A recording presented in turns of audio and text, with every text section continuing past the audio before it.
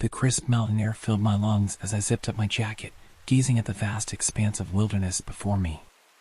It was early summer, and a group of us had decided to spend a long weekend camping on my friend's family property, which bordered a sprawling national forest.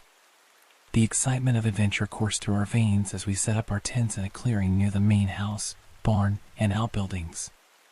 Our campsite was strategically positioned to one side lay the cleared portion of the property with its familiar structures, while behind us stretched an untamed landscape that gradually merged with the dense national forest. The contrast was striking, civilization on one side, raw nature on the other. As night fell, we gathered around the campfire, sharing stories and roasting marshmallows. The flames cast flickering shadows across our faces, and the crackling wick provided a comforting backdrop to our laughter. Stars twinkled overhead, far brighter than we ever saw in the city, reminding us of our small place in the universe. Eventually, fatigue set in, and we retreated to our tents. I was sharing mine with my boyfriend and one of his friends. We left the flaps open, allowing the mesh windows to let in the cool night breeze.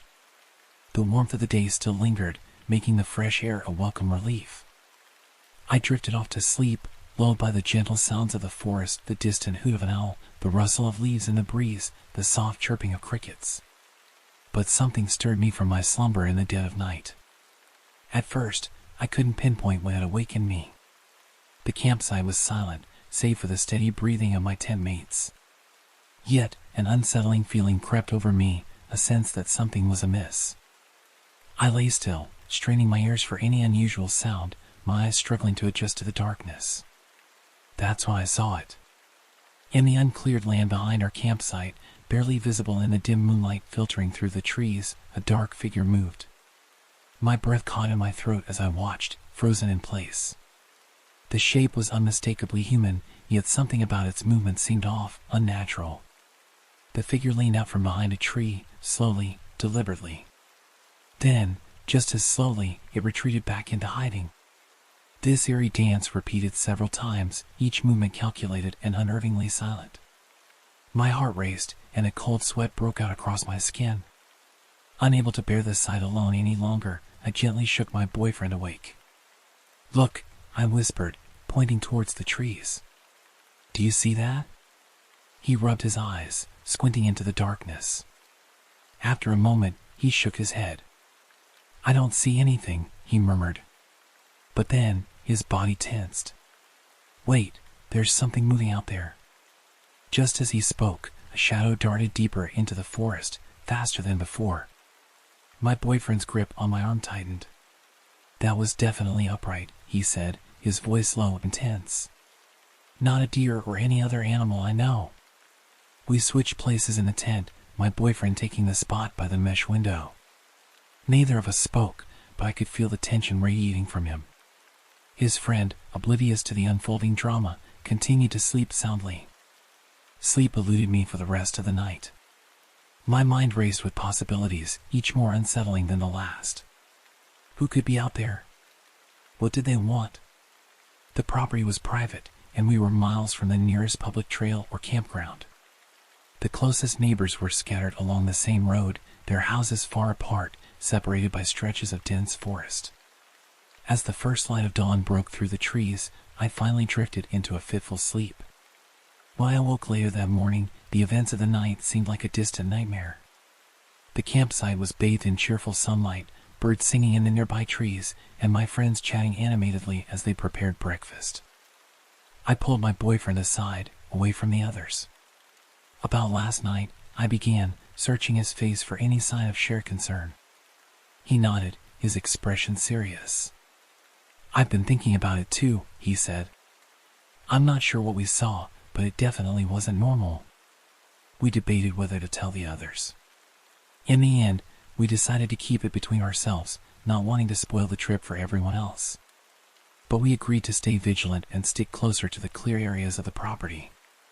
The day passed uneventfully, filled with hikes, games, and more stories around the campfire. As night fell again, I couldn't shake the feeling of being watched. Every rustle in the bushes, every shadow cast by the firelight, seemed to hide potential threats. That night, we made sure all tents were zipped up tight, despite the warm weather.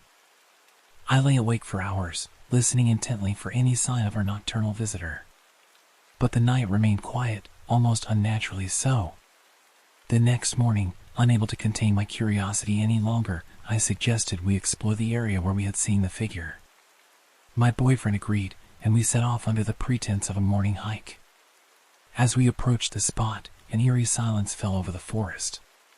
No birdsong, no rustling leaves, just an oppressive quiet that seemed to press in from all sides.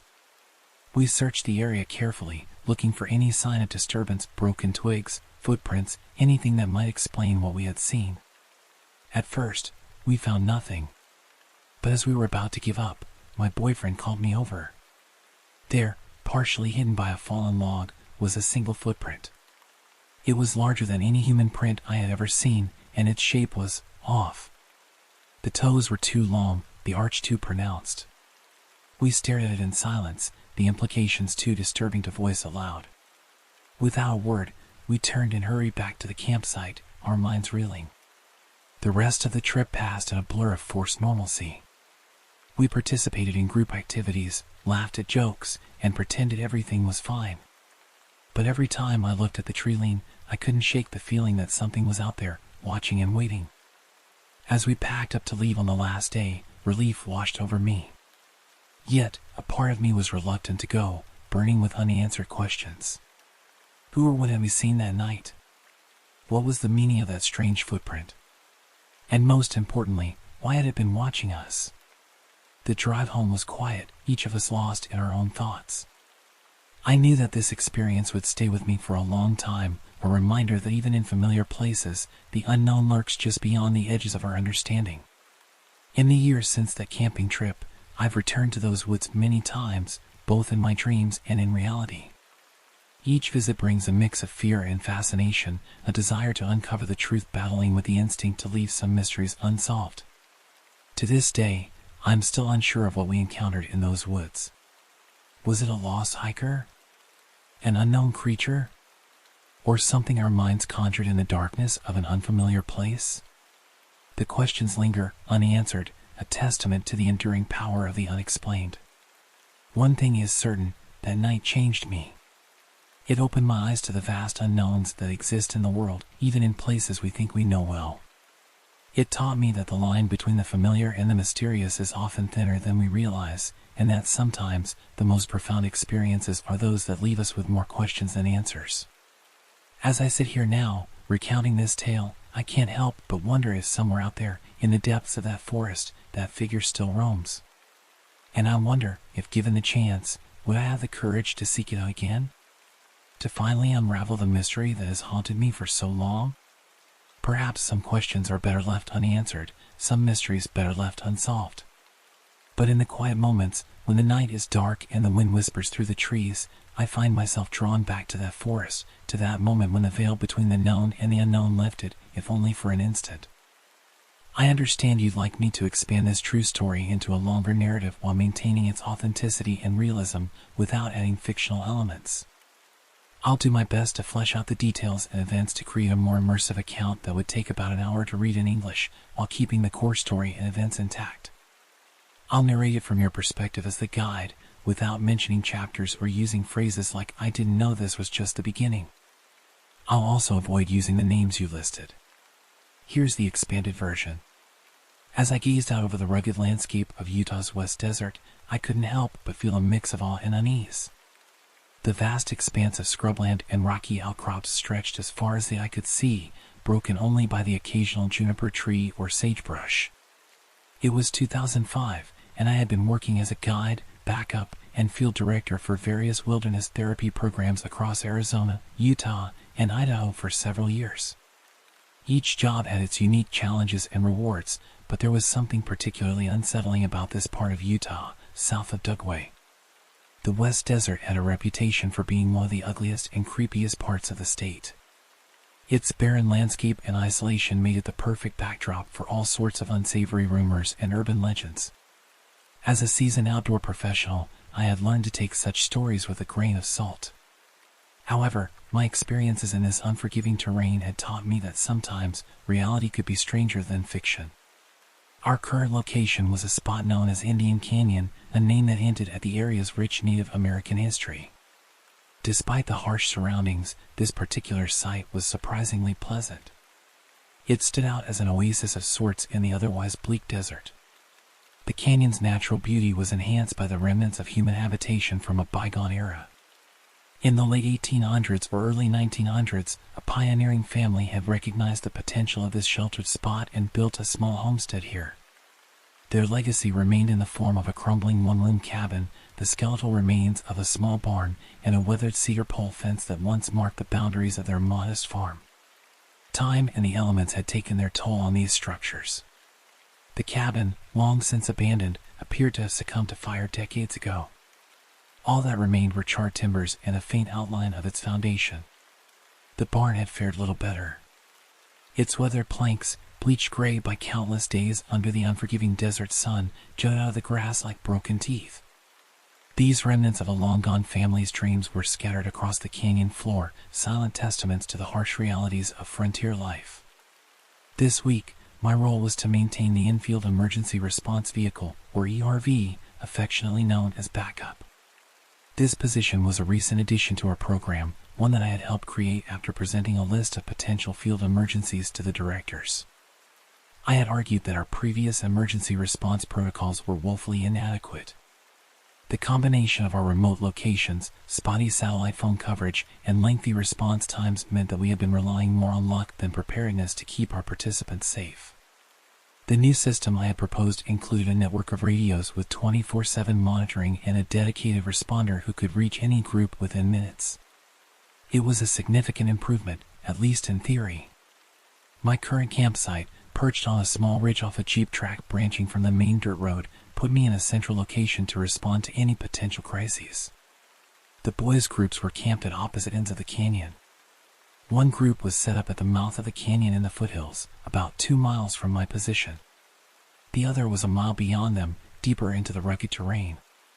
The girls' group was closer, just a few ridges over and about a mile away as the crow flies.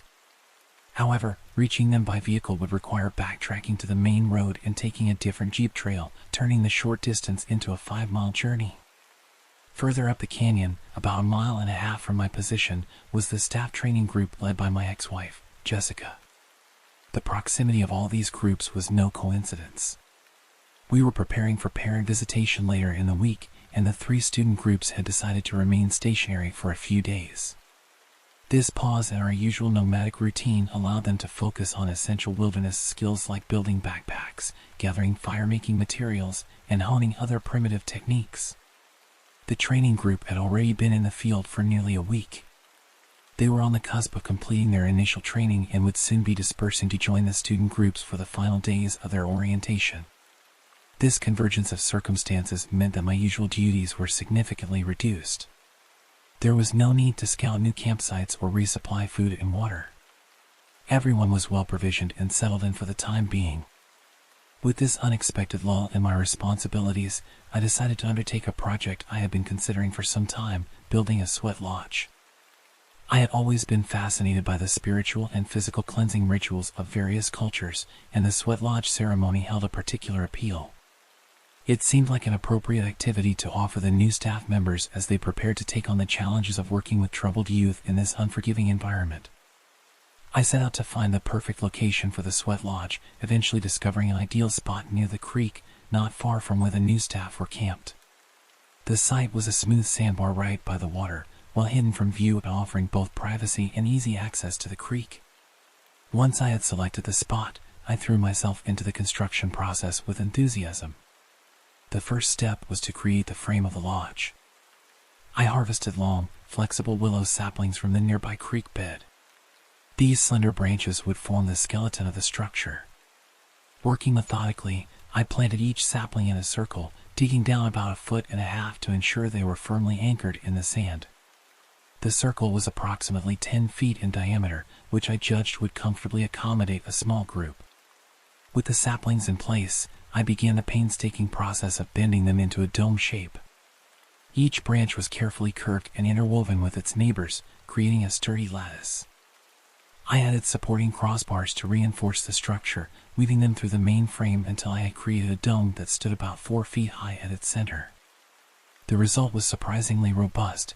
I was confident it could support my weight if necessary. Satisfied with the frame, I made my way back to my truck, which I had hidden among a stand of pine trees about a quarter of a mile away. From the vehicle, I retrieved a large bin containing tarps, cow hides, and plastic sheeting, along with my fire-making kit and other essential gear. As I lugged the heavy container back towards the creek, an unsettling feeling crept over me. The hairs on the back of my neck stood up, and I couldn't shake the sensation that I was being watched. I paused, setting down my load, and slowly turned in a complete circle, scanning the surrounding landscape. The terrain was open enough that I should have been able to spot anyone nearby, but I saw no sign of movement. The only sounds were the gentle rustling of leaves in the breeze and the distant call of a bird. Despite the evidence of my senses, the feeling persisted. Shaking it off as best I could, I continued on my way, but remained alert for any further signs of a hidden observer. The day was shaping up to be a beautiful one, despite the early July heat. The morning had dawned with a cover of high, wispy clouds, but these had long since burned off under the intense desert sun. By noon, the sky was a clear, unbroken expanse of blue. The temperature, while warm, was not yet oppressive. The elevation of our campsite provided some relief from the scorching heat that I knew was baking the lower desert where the student groups were based.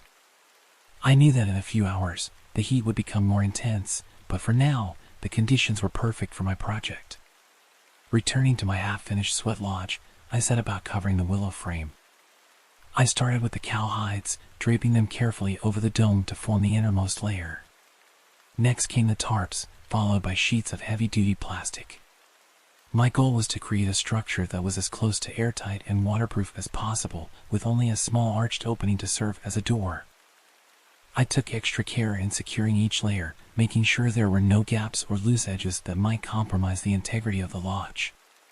The final touch was an old military poncho that I hung over the door. This would allow us to seal the entrance completely once the heated rocks were placed inside, ensuring that none of the precious heat or steam would escape during the ceremony. With the main structure complete, I turned my attention to the finer details. I spent a good hour gathering sage and juniper from the surrounding area, using these aromatic plants to create a thick, fragrant padding on the floor of the lodge. This served a dual purpose. It provided a soft surface for sitting during the extended ceremony, and it would help mask the inevitable odors that would arise when a group of people who hadn't showered in a week gathered in a small, steamy space. The next crucial element was the rocks. These would be heated in the fire and then brought into the lodge to create the steam necessary for the sweat. I set out to find suitable stones, eventually discovering an outcropping of small, rounded lava rocks that would be perfect for our purposes. I gathered 3 of the largest onto a tarp, creating a bundle that was almost too heavy for me to carry. Slinging it over my back, I staggered back to the fire pit I had dug earlier, depositing my load with a grunt of effort. Deciding that smaller loads would be more manageable, I made several more trips to collect additional rocks. On one of these return journeys, I was startled to find that one of the largest rocks I had initially gathered was missing from its place by the fire pit. I stared in disbelief at the small depression in the sand where I had placed it just minutes before. Puzzled, I scanned the immediate area for any sign of disturbance, half expecting to see tracks from one of the staff members who might have wandered down from their camp. But the sand around the fire pit was undisturbed, showing only my own footprints. The feeling of being watched returned, stronger than ever, raising goosebumps on my arms despite the warm air. As I continued to search the area, my eyes fell on a spot near the edge of the creek, about 20 feet away. There, partially submerged in the shallow water, was my missing rock. I approached it cautiously, my mind racing to make sense of the situation. The stone was far too heavy to have been moved by the gentle current of the creek, and there were no tracks leading to or from its new location. I retrieved the rock, noting that it was indeed the heaviest one I had carried, and returned it to its place with the others. Trying to rationalize the incident, I wondered if perhaps I had miscounted or misremembered where I had placed the stones. But the nagging feeling that something wasn't quite right persisted. Pushing aside my unease, I continued gathering rocks until I had a sizable pile. Then, I set about building the fire that would heat them. As I worked, Stacking wood and arranging kindling, the sensation of being observed intensified. It felt as though unseen eyes were boring into me, their gaze heavy with an inexplicable animosity. The peaceful atmosphere of the canyon had shifted, taking on a menacing quality that set my nerves on edge. Unable to shake the feeling, I straightened up, determined to confront whatever or whoever was causing this disturbance. I was about to step away from the fire pit and investigate the surrounding area when my radio crackled to life, making me jump. The sudden noise in the quiet canyon was jarring, but it served to break the tension that had been building.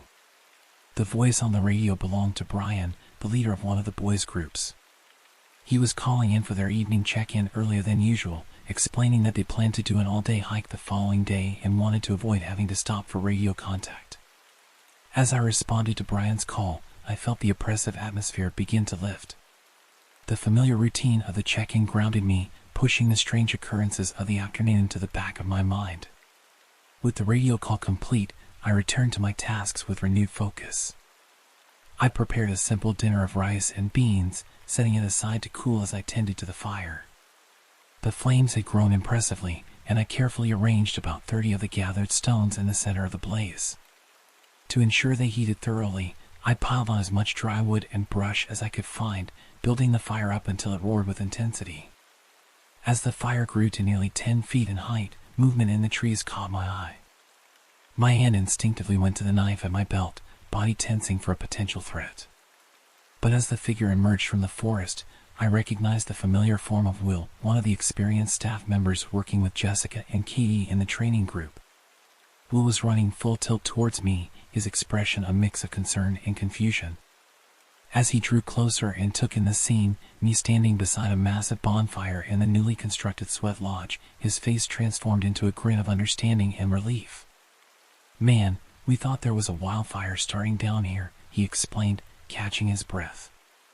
Some of the new staff were getting pretty worked up about it.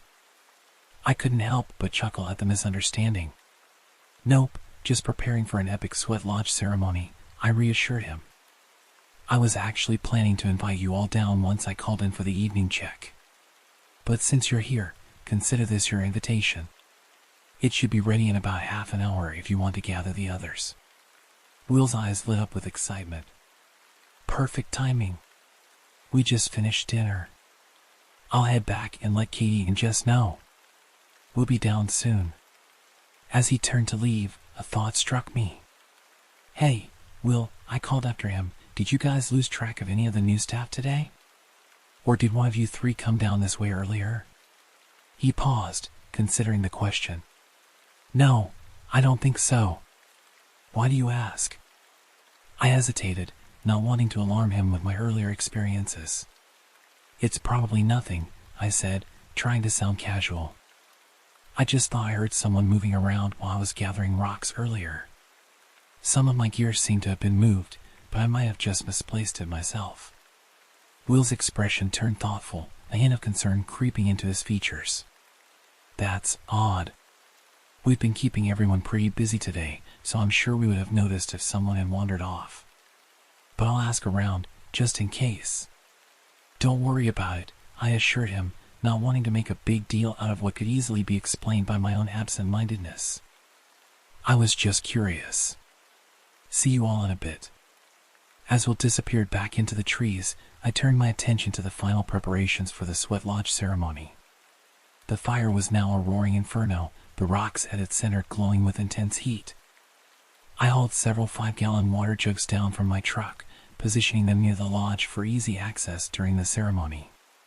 It was closer to an hour before I heard the sounds of the staff group making their way down to the clearing. As they emerged from the trees, their reactions were a mix of excitement, curiosity, and, in some cases, apprehension. Their eyes darted between the dome-shaped lodge, the blazing fire with its cargo of red-hot rocks, and the pile of water jugs I had arranged nearby. One of the new staff members, a young woman named Carol Sue, looked particularly skeptical. "We thought we were about to witness a forest fire," she said, her tone somewhere between accusatory and relieved. "Is this really safe?"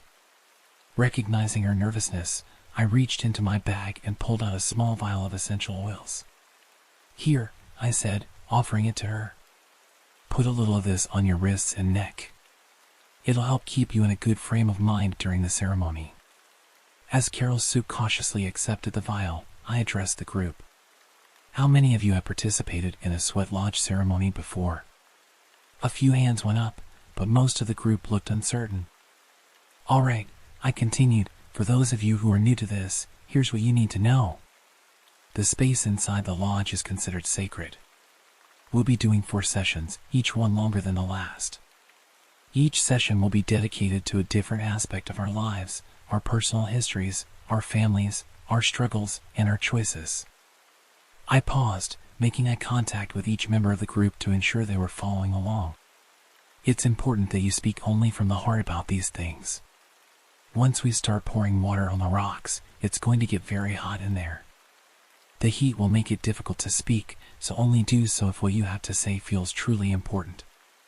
As I was explaining this, Katie and Will had already begun the process of moving the superheated rocks into the lodge. They used the long willow poles I had set aside for this purpose, carefully rolling each glowing stone into place at the center of the structure. While they worked, I lit a bundle of dried sage and began the ritual of smudging each participant as they prepared to enter the lodge. The aromatic smoke curled around them, symbolically cleansing them as they crossed the threshold into the sacred space. As the last of the staff members entered the lodge, I made a sudden decision. Something still felt off about the whole situation, and I couldn't shake the uneasy feeling that had been dogging me all day. I pulled Katie aside as she was about to enter. I think I'm going to sit this one out, I whispered to her. The boys group has a student who's been a bit of trouble lately, and I'm worried I might have to take an emergency radio call in the middle of the ceremony. It wouldn't be right to interrupt someone's heartfelt sharing. Katie nodded in understanding, but I could see a flicker of concern in her eyes. She knew me well enough to sense that there was more to my decision than I was letting on. Nevertheless, she didn't press the issue and ducked into the lodge. I sealed the entrance behind her, carefully burying the edge of the poncho in the sand to ensure a tight seal. For a moment, I stood by the fire, feeling the intense heat on my face. The flames danced hypnotically, casting long shadows across the clearing. The night was settling in, and the first stars were beginning to appear in the darkening sky. Suddenly feeling overheated and claustrophobic, I decided to take a walk. I made my way down to the narrow stream, about 100 yards from the lodge. The sound of running water was soothing, a stark contrast to the crackling fire and the muffled voices coming from the sweat lodge. I stood there for what felt like ages, watching as more and more stars appeared in the vast expanse above me. The desert sky at night was always a breathtaking sight, a canvas of infinite depth painted with countless points of light. It was moments like these that reminded me why I loved this job, despite its challenges and occasional eeriness. My peaceful contemplation was abruptly shattered by the sharp snap of a twig somewhere to my left. The crickets, which had been providing a constant background chorus, fell silent all at once. The sudden quiet was deafening, and I felt my heart rate quicken. I peered into the darkness, straining my eyes to make out any movement among the trees. At first, I saw nothing but shadows. Then, about 30 or 40 feet away, I noticed a patch of darkness that seemed deeper than its surroundings. As my eyes adjusted, I realized with a start that it was the silhouette of a person, a small figure standing motionless under a pine tree. Squinting, I tried to make out more details. It appeared to be a young girl, possibly of Native American descent, with long braids and some kind of headband. She wasn't moving, just standing there, seemingly staring directly at me. I called out, my voice sounding unnaturally loud in the silence. "Hello? Are you lost?" There was no response. The figure remained perfectly still, but I could feel the weight of her gaze. A chill ran down my spine, and I became acutely aware of how the warmth seemed to be draining from the air around me. Every instinct told me to run, to get as far away from this unsettling presence as possible.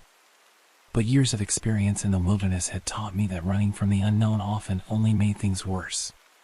So, taking a deep breath to steady myself, I did what I always do when faced with something scary in the woods. I charged towards it. As soon as I moved, the figure bolted. She was incredibly fast, darting between the trees with an unnatural agility. I gave chase, my heart pounding in my ears as I crashed through the underbrush. but it quickly became apparent that I was outmatched. Within seconds, I had lost sight of her in the darkness. I came to a stop, bent over with my hands on my knees, trying to catch my breath. As I straightened up, preparing to head back to the sweat lodge, a blood-curdling scream pierced the night. It was coming from the direction of the lodge, and it wasn't just one voice. It sounded like the entire group was screaming in unison. My blood ran cold. Without hesitation, I turned and sprinted back towards the clearing, branches whipping in my face as I ran. In my panic, I almost missed the sweat lodge site entirely. When I burst into the clearing, what I saw made me question my sanity. The fire was completely out, not even an ember glowing in the pit that had been blazing just a short while ago.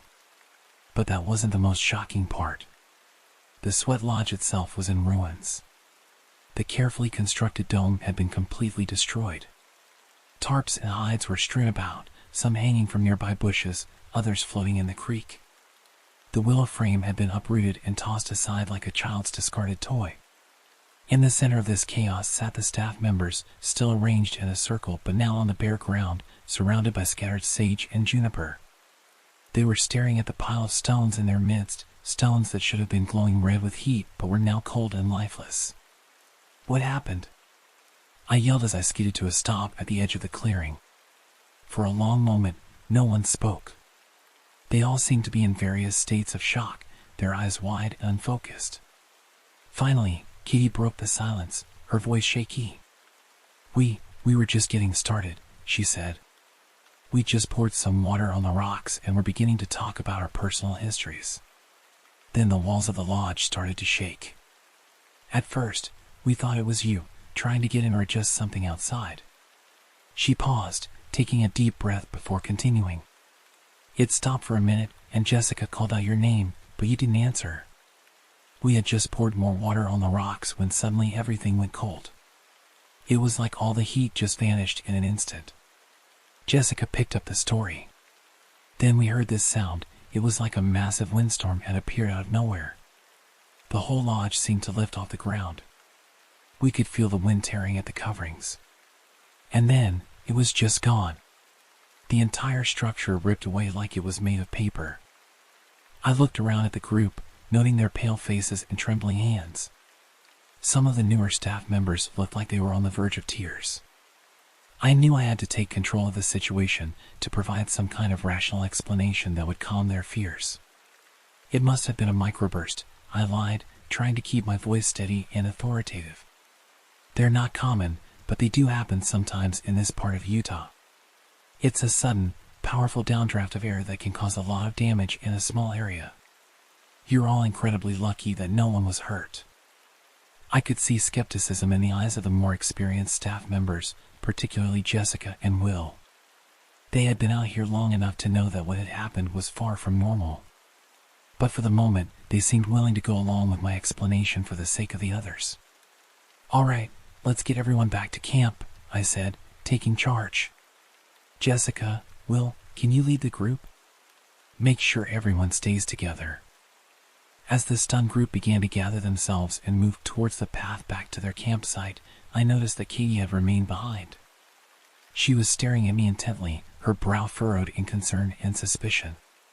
The fire's completely out, she said quietly once the others were out of earshot. It was blazing hot just 20 minutes ago, with rocks glowing red. Now it's stone cold. And you look like you've been sitting in the creek. What are you telling us, Dan? I sighed heavily, knowing that Katie wouldn't be satisfied with the microburst explanation. We'd been through too much together out here for me to try and brush this off. I saw something, I admitted, my voice barely above a whisper. When I walked down to the creek, I thought I saw a little Native American girl. She was unnaturally fast, disappearing into the trees before I could get a good look. Katie's face paled even further, if that was possible. She sank to the ground, her legs seemingly unable to support her anymore. That's not all, I continued, the words tumbling out now that I'd started. All day, while I was setting up the lodge, I felt like I was being watched. At one point, I set down that big rock, the first one you rolled into the circle, and walked away for a few minutes. When I came back, it was over by the creek. It was like someone had moved it, but there were no tracks, and it couldn't have rolled there on its own. I paused, watching Katie's reaction. She was staring at the ground, her expression unreadable. Then, slowly, she raised her head to look at me. The fear in her eyes made my blood run cold. Did she have 2 braids? Katie asked, her voice trembling. And a headband? I nodded slowly, a chill running down my spine. How did you know? Katie took a deep breath before speaking. Last night, or rather early this morning, around 3 a.m., Jessica woke everyone up. She said it was going to rain and that we needed to build a shelter. It was strange because there wasn't a cloud in the sky, but she was insistent. She wouldn't let up until we all moved close together and put up some tarps. She paused, collecting her thoughts before continuing. I like to see the stars when I wake up, so I just moved closer but didn't get under the tarp. Will and Josh did the same. Just before dawn, I had this incredibly vivid and disturbing dream. I felt like I was in my sleeping bag, staring up into the trees above me. There was this little Native American girl with 2 braids and a blue-gray headband. She was up in the tree, right over my face, just staring at me. Katie shuddered at the memory. I knew I was dreaming, but I couldn't move or wake up. I was only able to move when Josh, on the other side of the shelter, suddenly yelled and sat up. I thought it was just a horrible nightmare until I talked to Jessica this morning about the rain. What did Jessica say? I asked, dreading the answer. She admitted that she hadn't actually been worried about rain, Katie replied. She told me she had been sound asleep when she felt someone reach into her sleeping bag and shove her head to the side. She panicked but pretended to still be asleep. She said she could feel someone kneeling over her face for several minutes. She was terrified to open her eyes. When she finally felt them leave, she waited a bit, then woke everyone up with the rain excuse. That's why she insisted on sleeping in the middle of the group. We sat in silence for a moment, the weight of these revelations hanging heavy in the air. Finally, I broke the silence. Did you ask Josh why he yelled and sat up? Katie nodded. He told me he had a terrible nightmare about a little Native American girl. He thought he woke up and saw her running at him.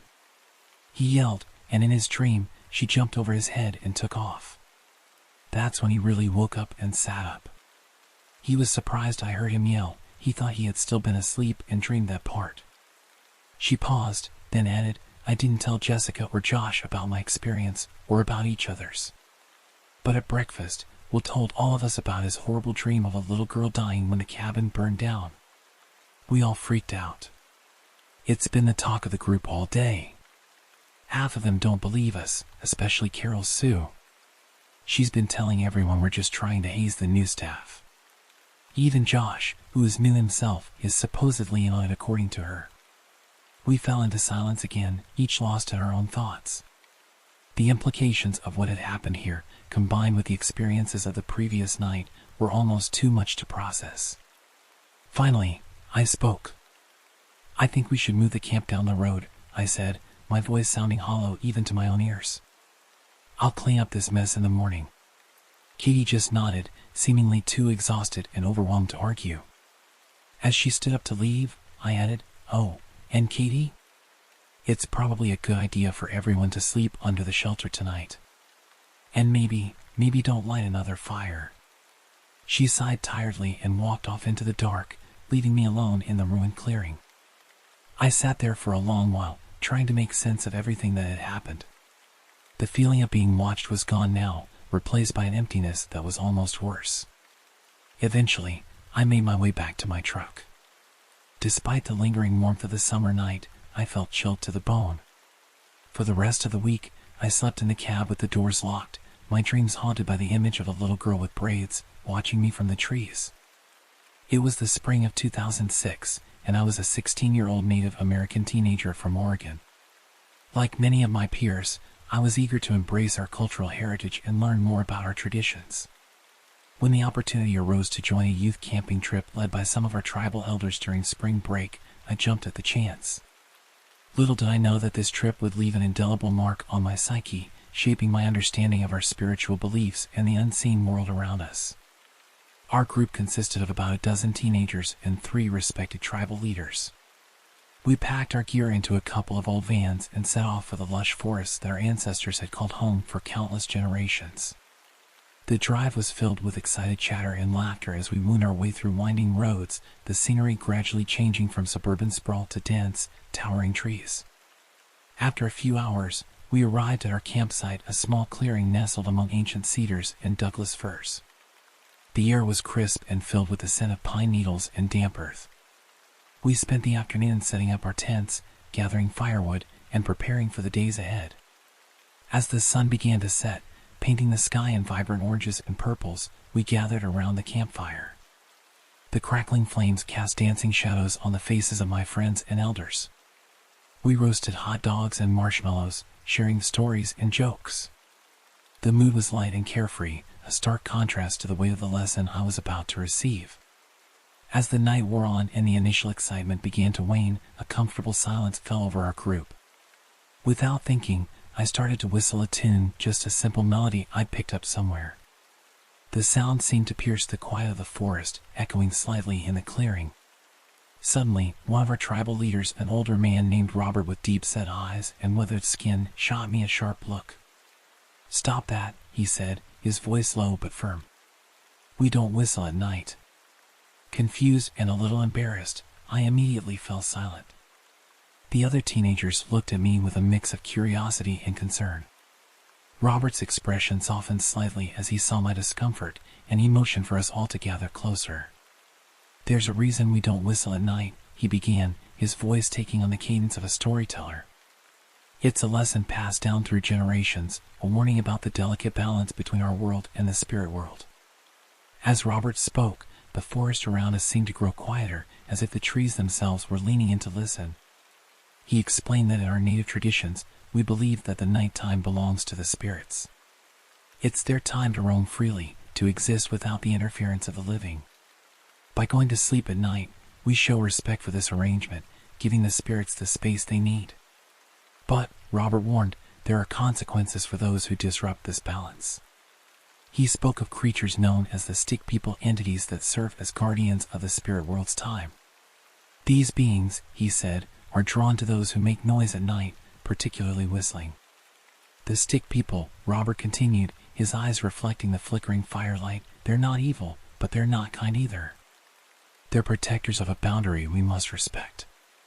When someone whistles at night, it's like a beacon to them. They come to investigate, to silence the disturbance." He went on to describe how the stick people would lure unwary individuals deeper into the forest, leading them astray until they were hopelessly lost. Some stories told of people disappearing for days, others for weeks. A few, he said in a hushed tone, were never seen again. As Robert spoke, I could feel a chill run down my spine that had nothing to do with the cool night air. The forest around us, which had seemed so welcoming during the day, now felt alive with unseen presences. Every rustle of leaves or snap of a twig made me jump slightly. "But why whistling?" one of my friends asked, her voice barely above a whisper. Robert nodded, acknowledging the question. "Whistling carries far in the quiet of night," he explained. "It's a human sound, unmistakable. To the spirits, it's like shining a bright light into a dark room, disruptive and disrespectful." He went on to share other traditional beliefs about nighttime behavior. We learned that it was considered unwise to call out someone's name after dark, as this could attract unwanted attention from spirits. Looking into mirrors at night was discouraged, as they were seen as potential portals to the spirit world.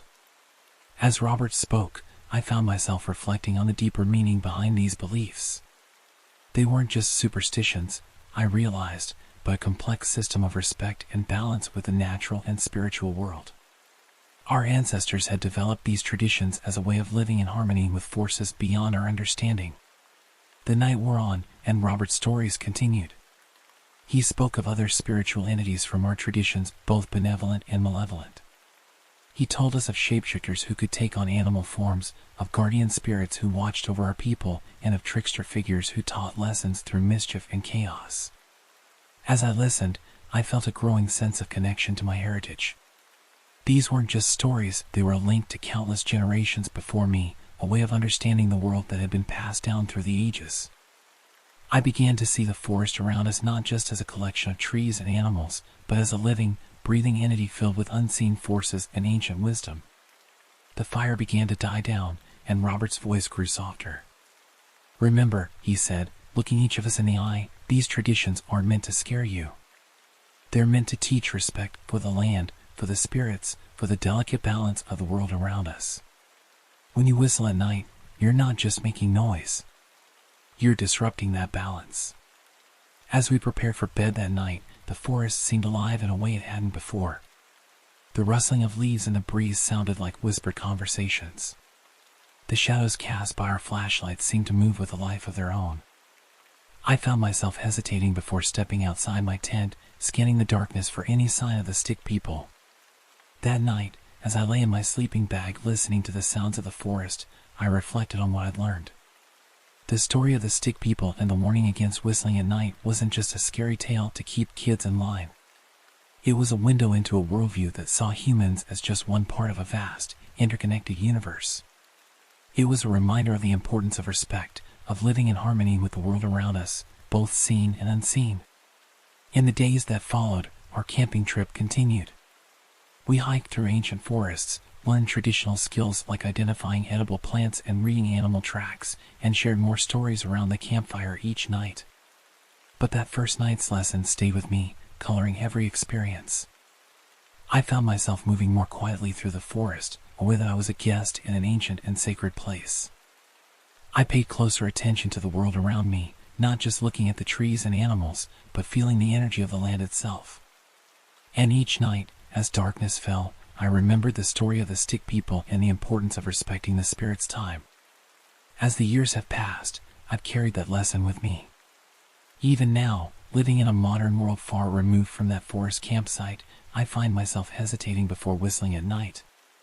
The story has become a part of me, a constant reminder of my heritage and the wisdom of my ancestors. Sometimes, on quiet nights when the wind rustles through the trees outside my window, I think back to that camping trip. I remember the warmth of the fire, the sound of Robert's voice, and the feeling of being connected to something ancient and profound. And in those moments, I understand why we tell these stories, why we pass down these traditions. They're not just tales to frighten children or quaint superstitions. They're a way of understanding the world, of maintaining balance, and of keeping alive a worldview that sees magic and meaning in the natural world. The lesson I learned that night goes beyond not whistling after dark. It's about respect for nature, for spirits, for traditions, and for the delicate balance of the world around us. It's a reminder that we are not the masters of this world, but part of it, with responsibilities and obligations to the seen and unseen alike. As I've grown older, I've come to appreciate the depth of wisdom in our native traditions. What once seemed like simple rules or scary stories now reveal themselves as complex systems of knowledge built up over countless generations. They encode not just spiritual beliefs, but practical wisdom about living in harmony with the natural world. The story of the stick people, for instance, isn't just about supernatural beings in the forest. It's a way of teaching the importance of silence and respect in nature, of not disturbing wildlife or other campers, of being aware of one's surroundings. The tradition of not calling out names at night? A practical way to avoid attracting predators or getting separated from your group in the darkness. These days, when I find myself in nature, whether it's a weekend camping trip or just a walk in a city park, I carry these lessons with me. I move with more awareness, more respect. I listen to the world around me, not just with my ears, but with my whole being. And yes, I still refrain from whistling at night. But more than that, I've learned to see the world through a lens of interconnectedness. Every action has a reaction, every disturbance ripples out in ways we might not immediately see. This understanding has influenced how I live my life, how I interact with others, how I think about my place in the world. As I reflect on that camping trip now, years later, I'm filled with gratitude. Gratitude for Robert and the other tribal elders who took the time to pass on these traditions. Gratitude for the wisdom of my ancestors, preserved and passed down through generations. And gratitude for that moment of thoughtless whistling that opened the door to a deeper understanding of my heritage and the world around me. The story of the stick people and that night around the campfire have become a touchstone for me, a memory I return to again and again. It reminds me of who I am and where I come from. It connects me to my past and guides me in my present. And every time I catch myself about to whistle at night, I smile, remembering the lessons learned in a forest clearing under a starry sky. In the end, these traditions, whether they're about stick people, whistling at night, or any of the countless other beliefs and practices passed down through generations, are more than just stories. They're a way of seeing the world, a reminder of our place in it, and a guide for living in harmony with all that surrounds us, both seen and unseen. And that, I believe, is a lesson worth carrying forward, no matter where life may take us. The forest had always been my sanctuary, a place where the worries of the world seemed to dissolve with each step along the winding trails. My loyal companion, a sturdy German shepherd named Rocky, was always by my side, his tail wagging with excitement as we embarked on our daily adventures. Our favorite trail was a well-worn path that snaked through towering pines and ancient oaks. We had walked it countless times, and I knew every bend, every fallen log, and every babbling brook along the way. The familiarity of the route was comforting, like visiting an old friend. On that particular day, the air was crisp and clean, filled with the earthy scent of damp leaves and pine needles. The sun filtered through the canopy above, creating a dapple pattern on the forest floor. Rocky trotted ahead as usual, his nose to the ground, occasionally lifting his head to catch a scent on the breeze. As we rounded a bend in the trail, Rocky suddenly froze. His ears perked up, and his body tensed. Before I could call out to him, he darted off the path and into the underbrush. I quickened my pace, following the sound of rustling leaves and snapping twigs. "Rocky!" I called out, a hint of worry creeping into my voice. It wasn't like him to run off without responding to my calls. Then I heard a high-pitched, frantic barking that sent a chill down my spine. It wasn't the playful bark I was accustomed to hearing when Rocky chased squirrels or found an interesting stick. This was different. This was fear. I broke into a run, pushing through the dense foliage, branches whipping at my face and arms. The barking grew louder, more urgent. As I burst into a small clearing, the sight before me stopped me in my tracks. There, in the middle of the clearing, stood a makeshift tent. It was a patchwork of tarps and plastic sheets, held together by a network of ropes tied to surrounding trees. A thin wisp of smoke curled from a crude chimney fashioned from what looked like an old metal bucket. But it wasn't the tent that hit me first, it was the smell. An overwhelming, acrid stench of concentrated urine assaulted my nostrils, so strong it made my eyes water. Rocky stood at the edge of the clearing, hackles raised, alternating between barking at the tent and looking back at me with wide, frightened eyes. I approached cautiously, my heart pounding in my chest. "Hello?" I called out, my voice barely above a whisper. "Is anyone there?" No response came from the tent. The only sounds were Rocky's low growls and the gentle rustling of leaves in the breeze. As I drew closer, I could make out more details of the campsite. A clothesline was strung between two trees, holding a few tattered garments. A stack of firewood was neatly piled near the entrance of the tent.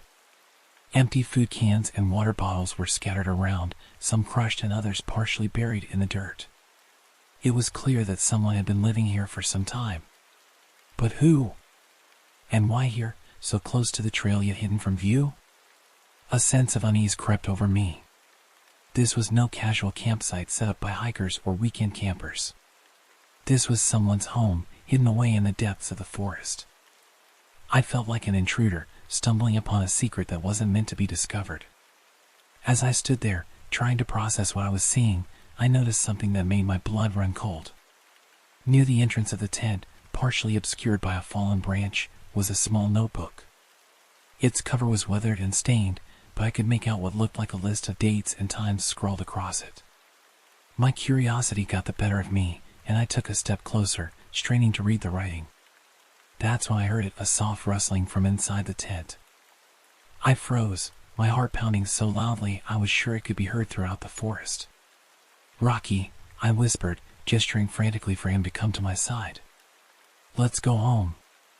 Rocky didn't need to be told twice. He quickly retreated to my side, pressing against my leg as we made our way back to the trail. I couldn't shake the feeling of being watched as we left the clearing behind.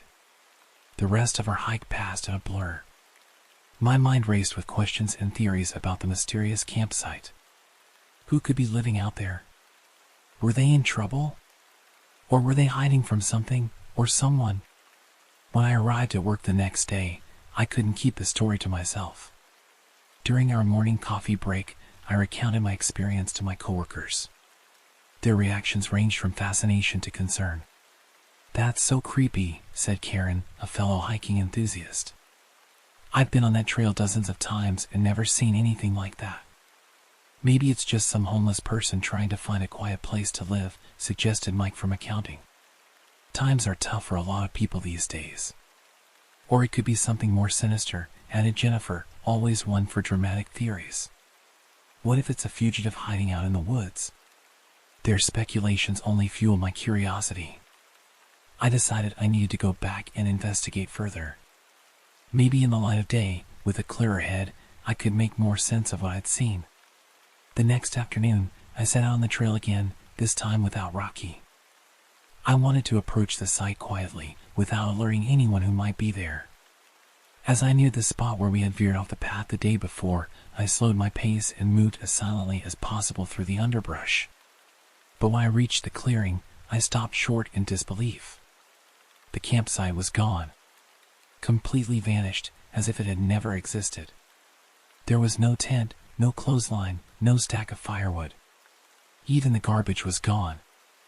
I stood there, dumbfounded, trying to make sense of what I was seeing, or rather, what I wasn't seeing. Had I imagined the whole thing?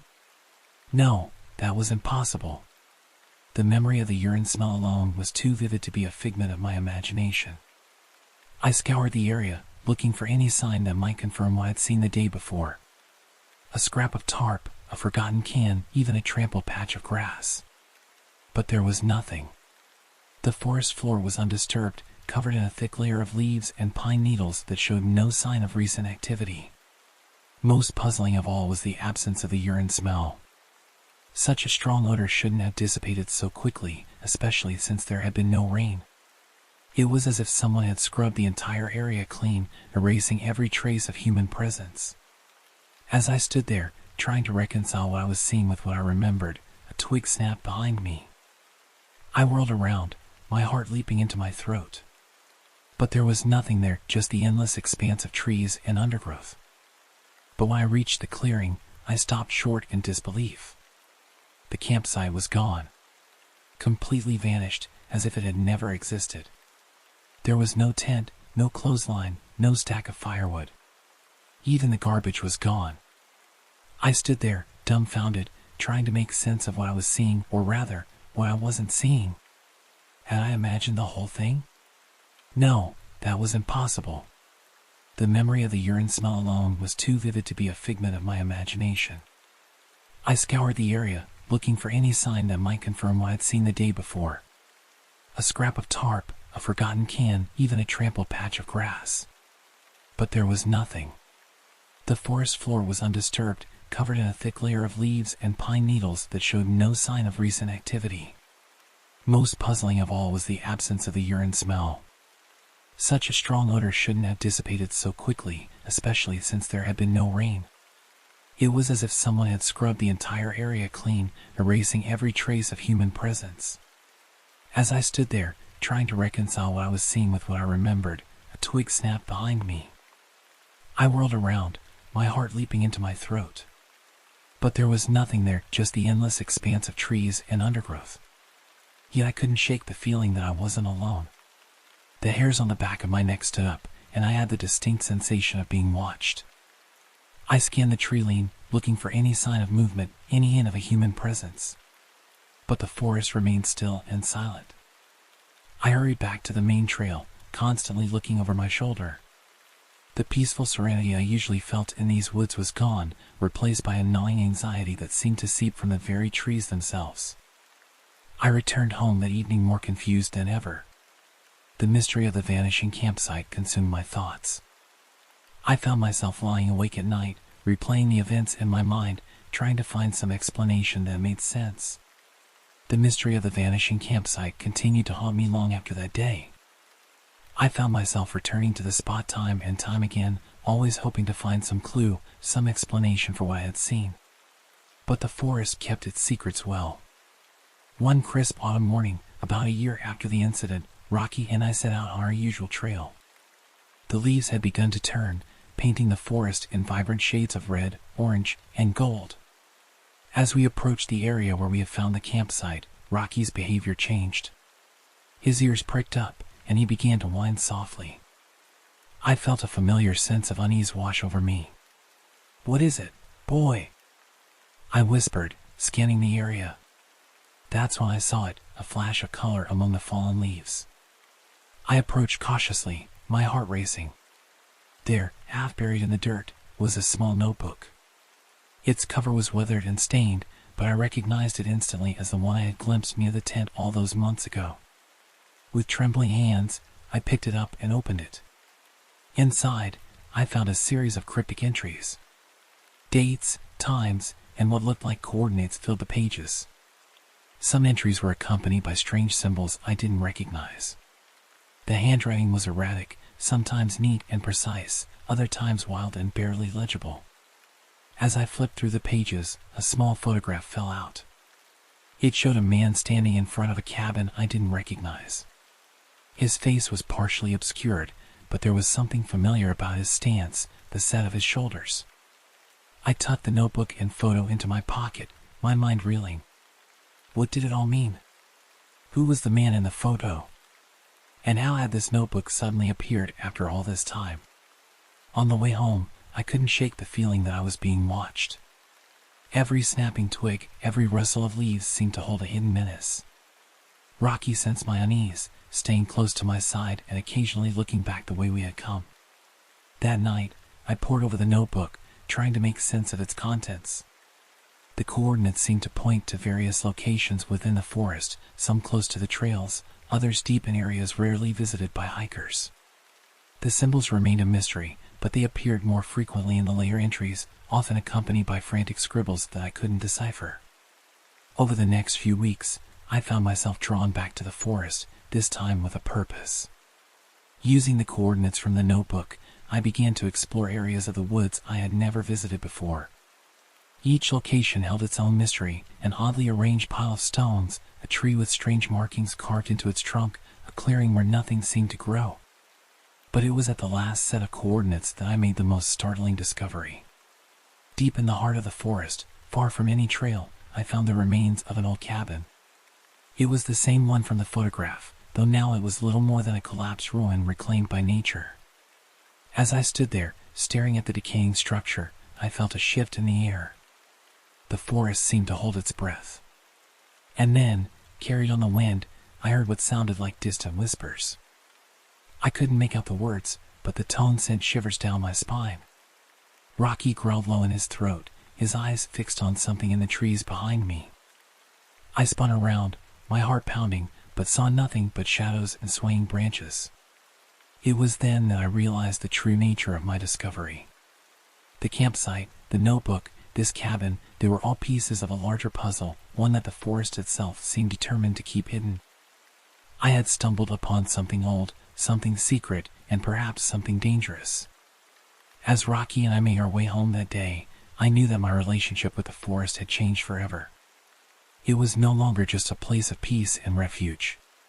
It had become a keeper of secrets, a guardian of mysteries that stretched back through time. I never saw the campsite again, nor did I encounter any other unexplained phenomena in the woods. But I never forgot the lessons I learned during that strange period of my life. The world is full of mysteries, some of which are not meant to be solved. Sometimes, the greatest adventure lies not in finding answers, but in embracing the questions themselves. To this day, Rocky and I still walk those forest trails. And while the immediate fear and excitement of that time have faded, a sense of wonder remains.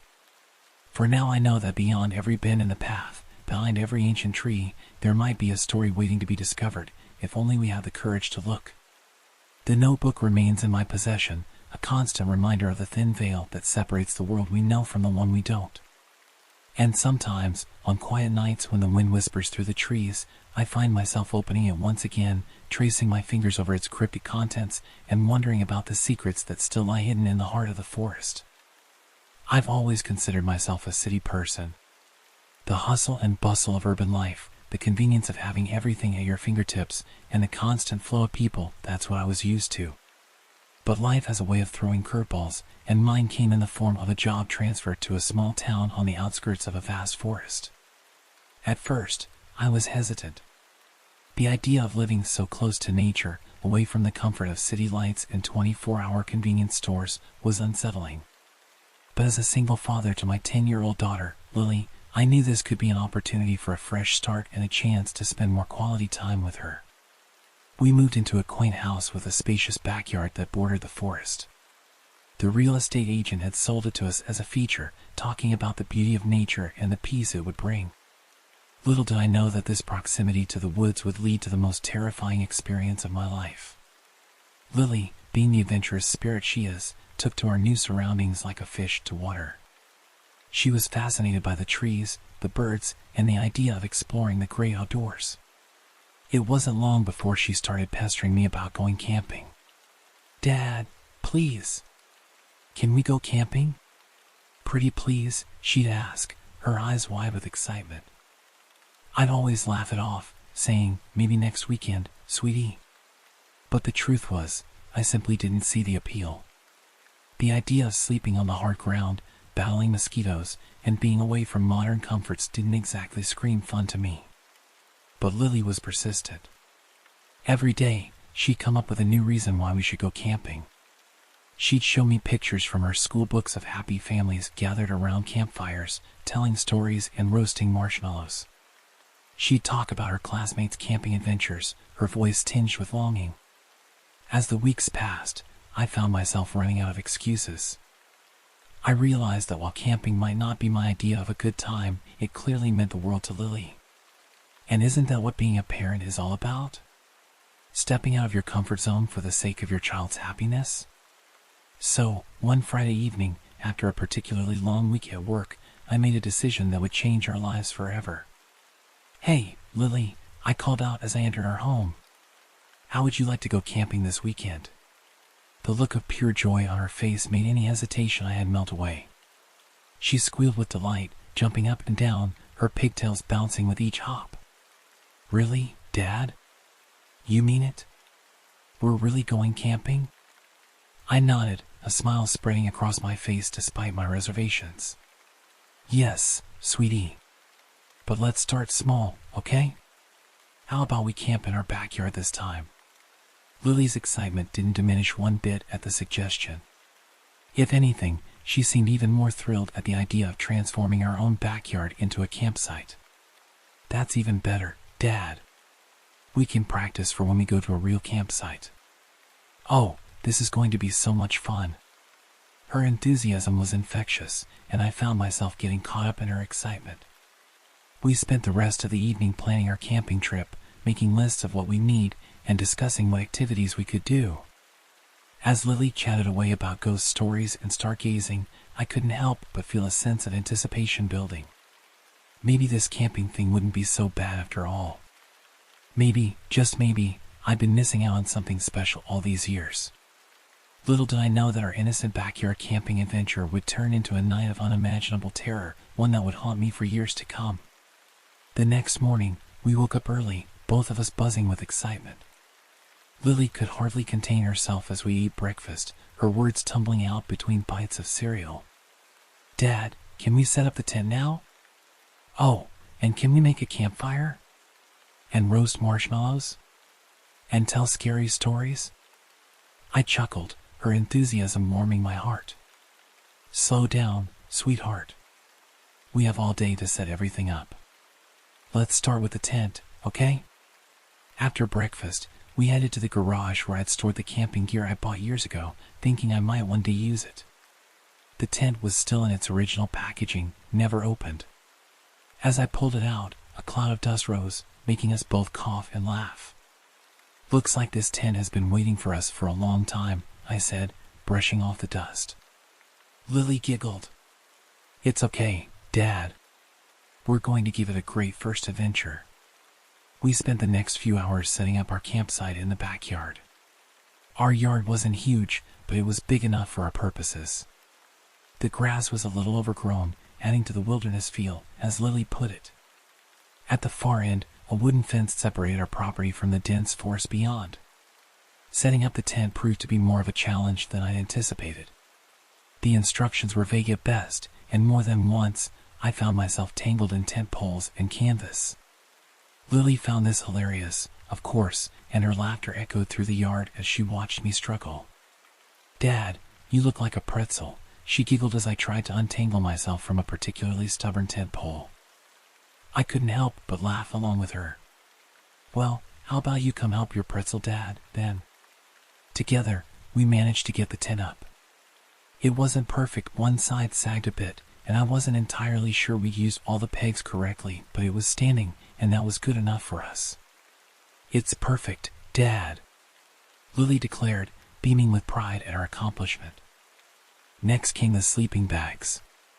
We unrolled them inside the tent, creating our cozy sleeping area. Lily insisted on arranging and rearranging the inside of the tent, making sure everything was just right. As the afternoon wore on, we tackled our next challenge, the campfire. Our backyard had a small fire pit that the previous owners had installed, which was perfect for our needs.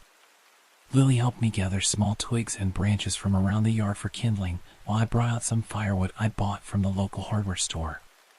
"Now, remember, Lily," I said as we arranged the wood in the pit, "fire can be very dangerous.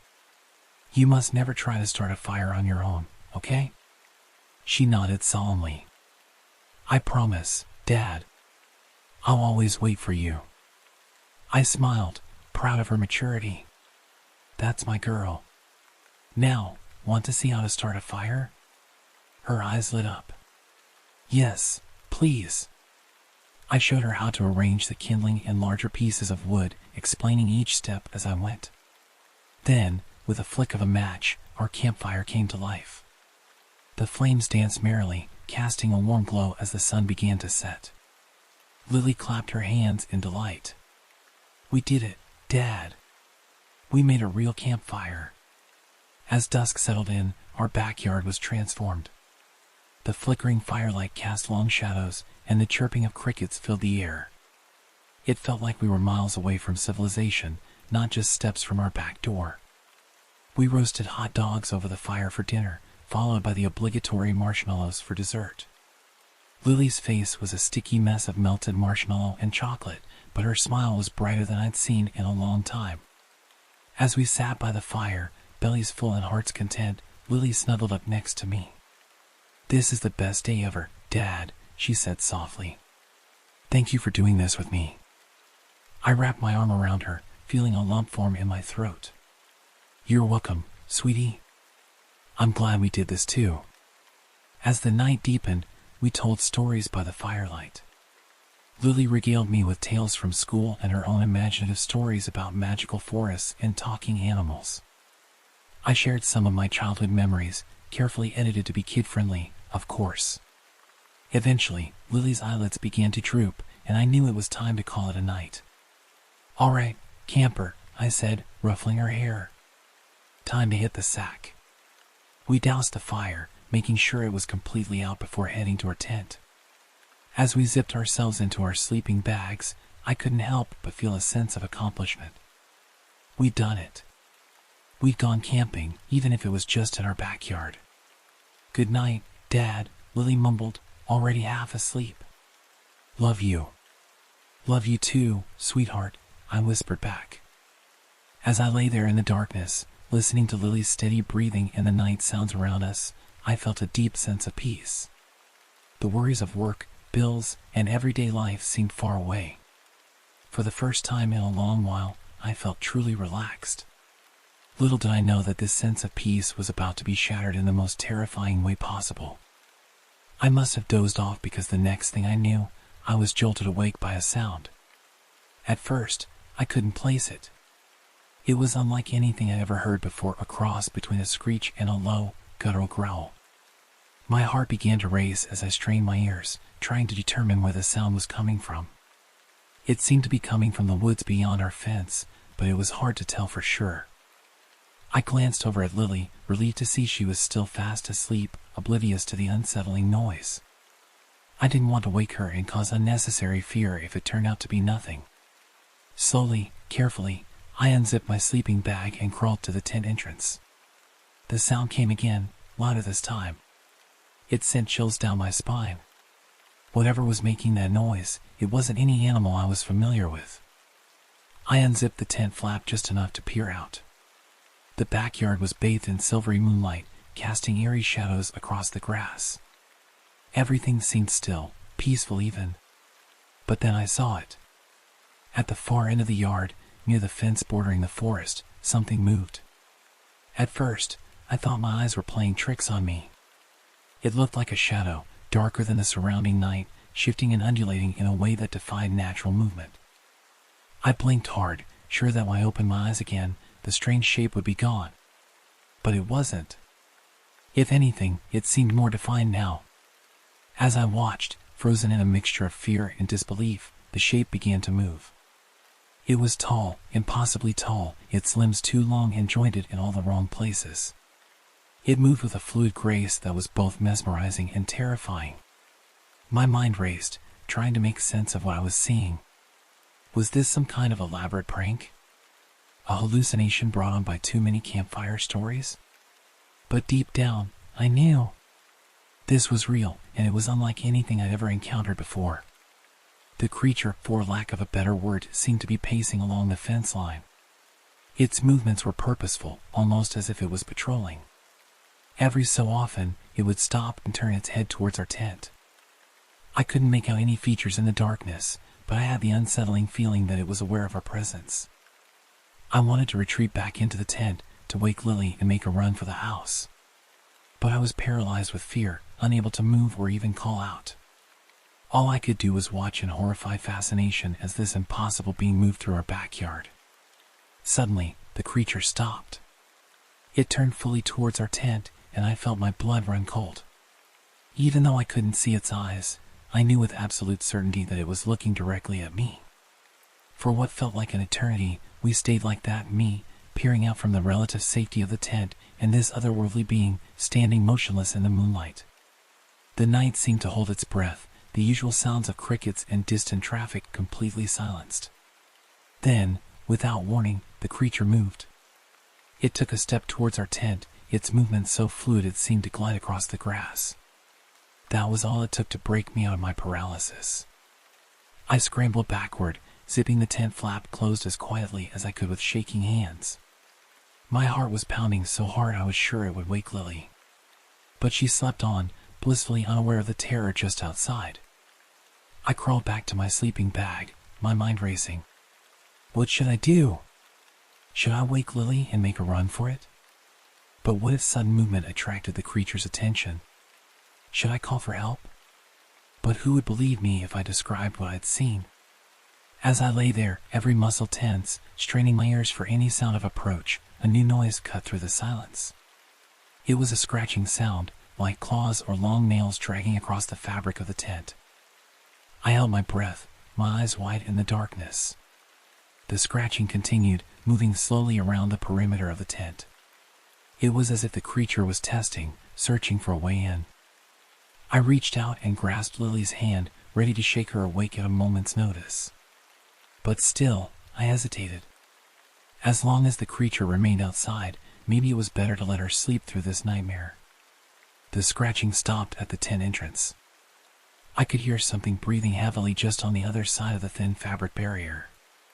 It was a wet, raspy sound that sent shivers down my spine. Then, slowly, the zipper of the tent began to move. In that moment, survival instinct took over. I shook Lily awake, clamping my hand over her mouth to stifle any noise she might make. Her eyes flew open, filled with confusion and fear as she saw the panic on my face. I put a finger to my lips, signaling her to be quiet, then pointed to the tent entrance. Lily's eyes widened as she saw the zipper slowly, inexorably, being pulled up. She clutched my arm, trembling. I had to make a decision. We couldn't stay here, trapped like animals in a cage. Our only hope was to make a run for the house. It was risky, but it was our only chance. I leaned close to Lily's ear and whispered as quietly as I could, "When I say go, run to the house as fast as you can." Don't look back. Just run. Okay? She nodded, her face pale in the dim light. The zipper was almost at the top now. I tensed, ready to spring into action. Just as I saw a long, pale hand begin to push through the opening, I shouted, "Go!" We burst out of the tent, catching the creature by surprise. In the split second I allowed myself to look, I saw it recoil, momentarily stunned by our sudden appearance. Lily was ahead of me, running full tilt towards the house. I was right behind her, my heart pounding in my ears. I could hear the creature recovering, its unnatural movements rustling through the grass behind us. We reached the back door, and I fumbled with the keys, my hands shaking so badly I could barely get the key in the lock. I risked a glance over my shoulder and immediately wished I hadn't. The creature was crossing the yard with impossible speed, its long limbs eating up the distance between us. In the full moonlight, I could see it clearly for the first time, and the sight nearly stopped my heart. It was vaguely humanoid, but that's where any resemblance to humanity ended. Its skin was a sickly pale color, stretched tight over an emaciated frame. Its arms and legs were too long, jointed in ways that defied anatomy. But it was the face that would haunt my nightmares for years to come. Where there should have been eyes, there were only dark, empty sockets. Its mouth was a gaping maw filled with needle-sharp teeth. As it ran, it let out that terrible screeching growl I'd heard earlier. Just as the creature reached out with its long, clawed hands, I managed to get the door open. We tumbled inside, and I slammed the door shut, locking it immediately. Lily was crying now, the fear and confusion finally overwhelming her. I scooped her up in my arms, holding her close as I ran through the house, closing and locking every door and window. We ended up in my bedroom, huddled together on the bed. I could hear the creature outside, circling the house, occasionally scratching at the walls or windows. Lily buried her face in my chest, her small body shaking with sobs. "It's okay, sweetheart," I murmured, stroking her hair. "We're safe now. It can't get in." But even as I said the words, I wasn't sure I believed them. What was this thing? How could something like this exist? And most importantly, what did it want? We stayed like that for hours, jumping at every sound, every shadow. I kept expecting the creature to burst through a window or somehow find its way inside. But as the night wore on, the sounds outside began to fade. As the first light of dawn began to creep through the curtains, I realized the night had gone quiet. No more scratching, no more of that terrible screeching growl. Had it gone? Lily had finally fallen into an exhausted sleep, but I couldn't bring myself to close my eyes. I gently laid her down on the bed and, steeling my nerves, went to the window. Slowly, carefully, I pulled back the curtain just enough to peer out. The backyard was bathed in the soft light of early morning. Everything looked normal. The tent was still there, though it had collapsed at some point during the night. There was no sign of the creature. I let out a shaky breath I hadn't realized I'd been holding. Had it all been a terrible nightmare? But no, the fear had been too real, too visceral. And Lily had seen it too. I spent the next hour checking every room in the house, looking for any sign of intrusion. Everything was as we'd left it. Finally, I allowed myself to relax, just a little. When Lily woke up, her first words were, "Dad, was that real? Did that really happen?" I sat down next to her on the bed, pulling her close. "Yes, sweetie, it was real. But we're safe now. It's gone." She looked up at me, her eyes wide. "What was it, Dad?" I shook my head. "I don't know, Lily. I've never seen anything like it before." We spent the rest of the day inside, both of us too shaken to venture out. I called in sick to work, and Lily stayed home from school. We tried to distract ourselves with movies and games, but the events of the night hung over us like a dark cloud. That evening, as I was making dinner, I heard Lily call out from the living room, "Dad, come quick." I rushed in, fearing the worst, but Lily was just pointing at the TV. The local news was on, and the headline made my blood run cold: "Strange creature sighted in local woods." The reporter was talking about multiple sightings of an unidentified creature in the forest bordering our town. The descriptions matched what we had seen: unnaturally tall, pale skin, long limbs. Some people had managed to capture blurry photos or shaky video footage. As we watched, a wildlife expert came on, trying to explain away the sightings as a bear or some other large animal. But I knew better. We knew better. Over the next few weeks, the sightings continued. More and more people came forward with stories similar to ours. The town was in a state of fear and excitement. News vans from bigger cities started showing up, and there was talk of calling in state or even federal authorities to investigate. Lily and I never went camping in the backyard again. In fact, we rarely ventured into the backyard at all, especially after dark. But sometimes, late at night, I would hear that familiar scratching sound outside or catch a glimpse of something tall and pale moving at the edge of the woods. We thought about moving, but where would we go? If this creature, or others like it, were out there, was anywhere truly safe? Months passed, and gradually, life in our town started to return to normal. The sightings became less frequent, the news crews packed up and left, and people began to dismiss the whole thing as mass hysteria or an elaborate hoax. But Lily and I knew the truth. We had seen it with our own eyes, heard it with our own ears. And we knew that somewhere out there, in the darkness of the forest, it was still waiting. One evening, about a year after our encounter, Lily came to me with a serious look on her face. "Dad," she said, "I think we need to go camping again." I was shocked. "Lily, after what happened, are you sure?" She nodded firmly. "I'm sure, Dad. We can't let fear control us forever. Plus, I've been doing research. I think I know what that thing was, and I think I know how to protect ourselves from it." I listened as she explained her theories, a mix of folklore, cryptozoology, and good old-fashioned survival skills. I had to admit, she put a lot of thought into this. "All right," I said finally. "We'll do it. But we're going to prepare. And we're going to be careful." Over the next few months, we planned. We researched. We trained. We learned about tracking, about wilderness survival, about the legends and myths of creatures that lurk in the shadows. And finally, on a crisp autumn evening, we packed up our gear and headed into the woods. Not our backyard this time, but the real thing. As we hiked deeper into the forest, I felt a mixture of fear and excitement.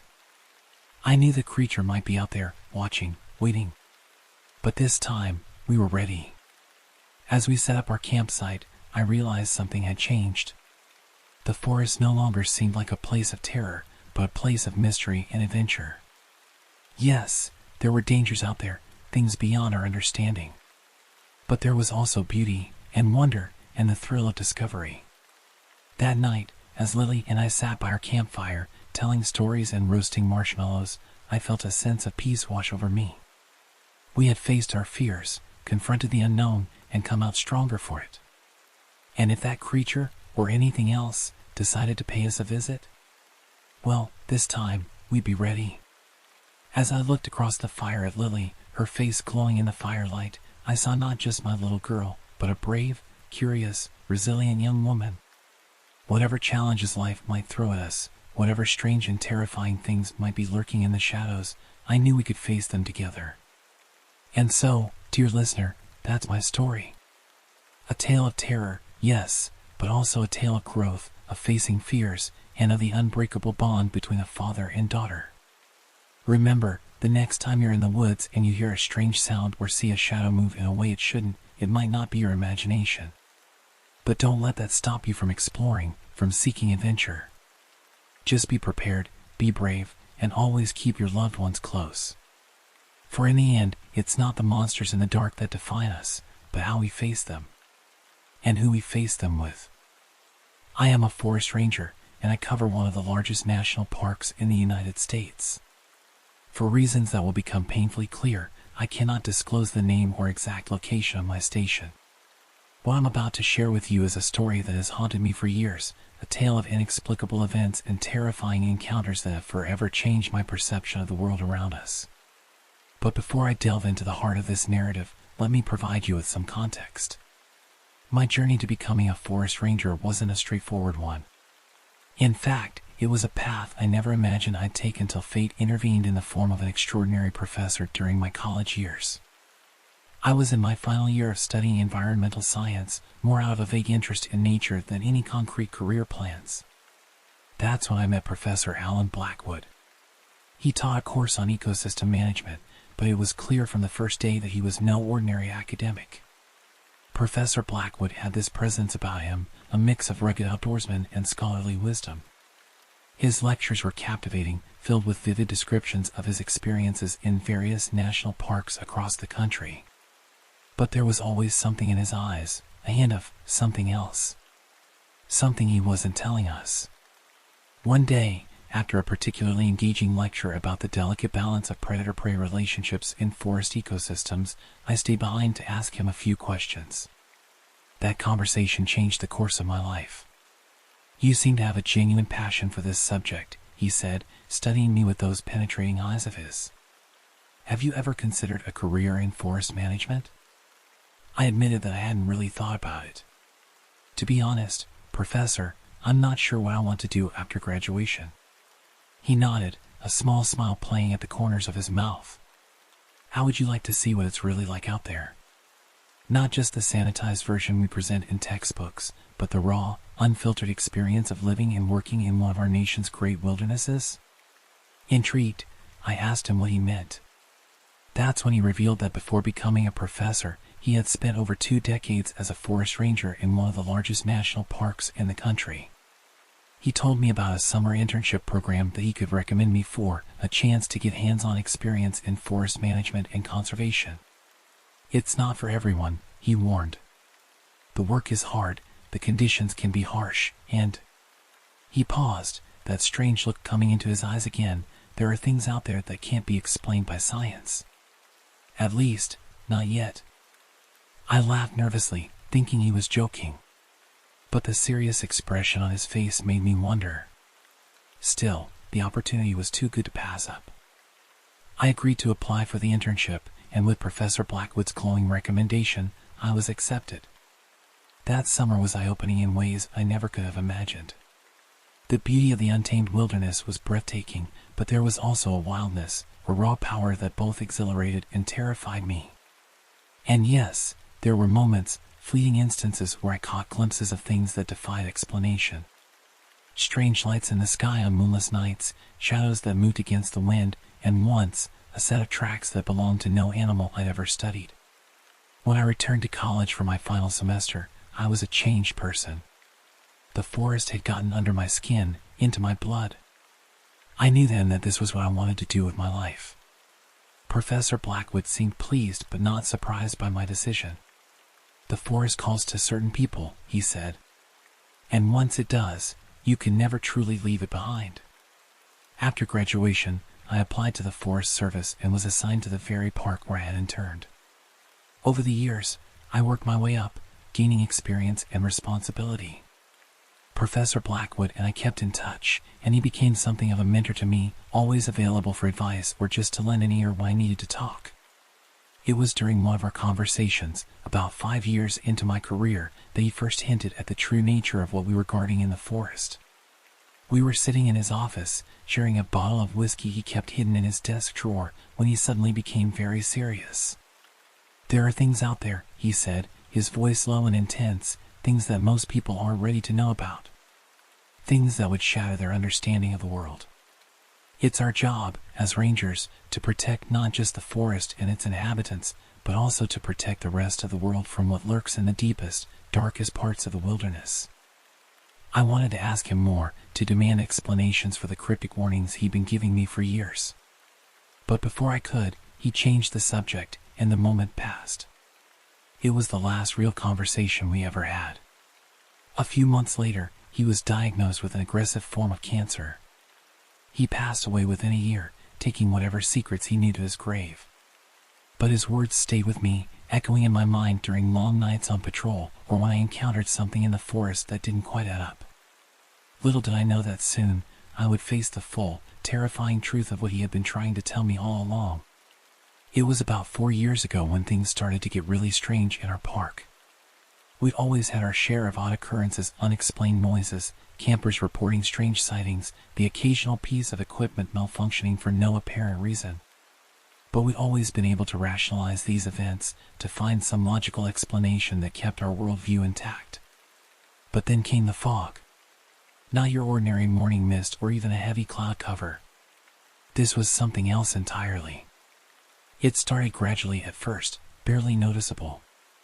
A few campers complained about poor visibility, even on clear days. We chalked it up to seasonal changes, maybe some unusual weather patterns. But it kept getting worse.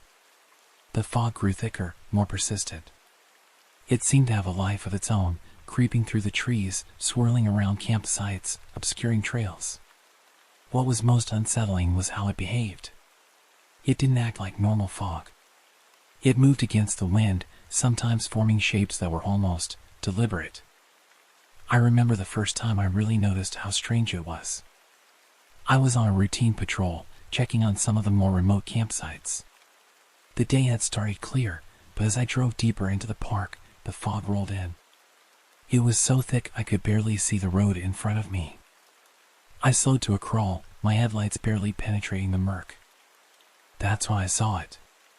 A shape in the fog, just at the edge of my headlight's reach. It looked like a person, tall and thin, standing perfectly still by the side of the road. I hit the brakes, my heart racing. As a ranger, it's my job to help anyone in need, but something about this felt wrong. I called out, "Hello? Do you need assistance?" No response. The figure didn't move. I reached for my flashlight, shining it towards the shape. For a split second, I thought I saw something, not a person, but something else. Something with too many limbs, too many angles. Then the fog swirled, and it was gone. I sat there for a long moment, my knuckles white on the steering wheel. Had I really seen something, or was my mind playing tricks on me? Eventually, I convinced myself it must have been a tree, its shape distorted by the fog and my own fatigue. But that was just the beginning. Over the next few weeks, similar reports started coming in from other rangers and campers. People seeing shapes in the fog, hearing whispers and movement where there should be none. Electronics malfunctioning, compass needles spinning wildly. And always, the fog growing thicker. We tried to keep things under control, to find rational explanations. We issued warnings about the decreased visibility, advised campers to stay on marked trails. But privately, among the rangers, we knew something was very wrong. It was around this time that I started noticing other strange things about our park operations. The weapons, for instance. I'd always thought it odd that we carried military-grade firearms, but I'd accepted the explanation about poachers and protecting endangered species. Now, though, I started to wonder. One day, I'd overheard a conversation between our chief ranger and someone on the phone. I couldn't make out most of it, but a few phrases stuck with me: containment protocols, reality distortions, and most chillingly, entity incursions. When I tried to ask the chief about it later, he shut me down hard. "Some things are above your pay grade, Ranger," he said, his face stern. "Just focus on your job and leave the rest to those who need to know." But how could I just focus on my job when the very reality around us seemed to be unraveling? The fog kept spreading, and with it came more sightings, more inexplicable events. Campers would go missing, only to turn up days later with no memory of where they'd been. Wildlife behaved erratically. We had reports of nocturnal animals active in broad daylight, and of species that shouldn't even be in our region. And then there was the road. I'd noticed it on maps before, but never given it much thought. A highway that seemed to cut through part of the park, but didn't connect to any outside roads. When I asked about it, I was told in no uncertain terms that it was off limits. Not just to the public, but to us rangers as well. Only military vehicles used that road, and we were never to approach it or even talk about it. All of these oddities were starting to add up to a picture I wasn't sure I wanted to see. It was as if the park, our park, the place I'd sworn to protect, was hiding something.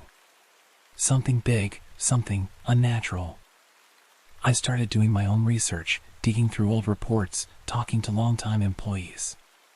Most were reluctant to say much, but I started to piece together a pattern. Our park had a history of strange occurrences going back decades. Unexplained disappearances, bizarre animal behavior, and always, the fog. One night, unable to sleep, I found myself going through some of Professor Blackwood's old notes that he'd left me. Most of it was standard stuff, observations about wildlife, notes on forest management. But tucked in the back of one notebook, I found something else. A series of symbols I didn't recognize, and a hastily scribbled note, "The veil is thinning. They're coming through." I stared at those words for a long time, a chill running down my spine. What had the old professor known? What had he been trying to tell me all those years ago? I was so lost in thought that I almost missed it, a sound outside my cabin. A sort of scratching, like something with claws dragging across the wooden walls. I froze, listening intently. There it was again, followed by a low, guttural sound that was almost, but not quite, a growl. Slowly, quietly, I reached for my rifle. Whatever was out there, it wasn't a normal animal. I could feel it in my bones. As I approached the window, the fog outside seemed to press against the glass, thicker than I'd ever seen it. And in that fog, I saw something move. It was unlike anything I'd ever seen before. A shape that seemed to shift and change as it moved, defying all laws of biology and physics.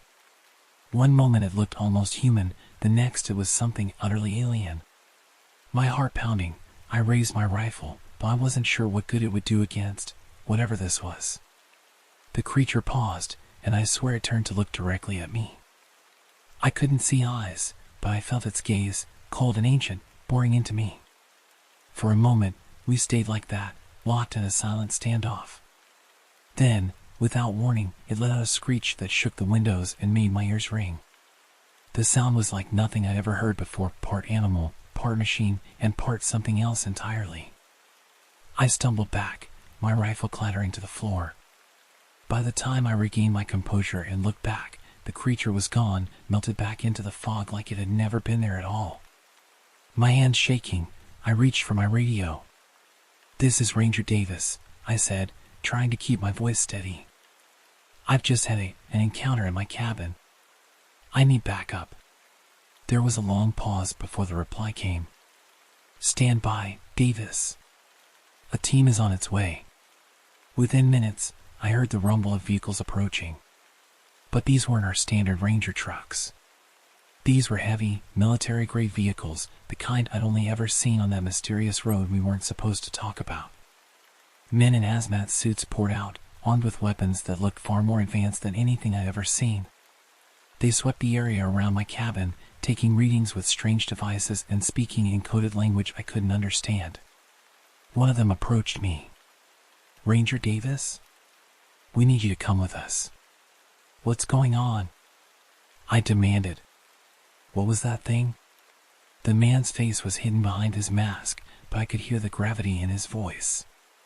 "That's classified, Ranger. But you're about to get some answers." They escorted me to one of their vehicles. As we drove through the park, I was struck by how different everything looked.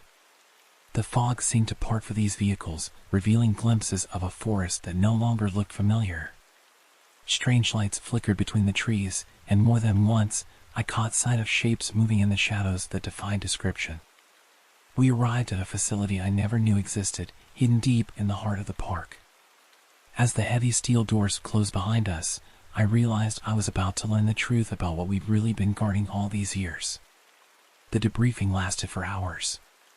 They told me things that shook my understanding of reality to its core. Our park, it turned out, wasn't just a nature preserve. It was a containment zone, a place where the fabric of our world grew thin, allowing things from elsewhere to slip through. The fog wasn't just weather, it was a manifestation of this weakening barrier, a visual representation of the blending of realities. And our job as rangers wasn't just to protect the wilderness, but to act as the first line of defense against incursions from beyond. They showed me footage of creatures that defied description, entities that seemed to shift and change as you looked at them. They told me about the experiments they'd been conducting, trying to understand and control these phenomena. "Why are you telling me all this now?" I asked, my head spinning from the revelations. The man who seemed to be in charge, he never gave his name, looked at me gravely. Because the incursions are increasing. The barrier is weakening faster than we can reinforce it. We need every able body we can get, and you've proven yourself capable of handling the truth. He slid a folder across the table to me. This is your new assignment. From now on, you're part of our special containment unit.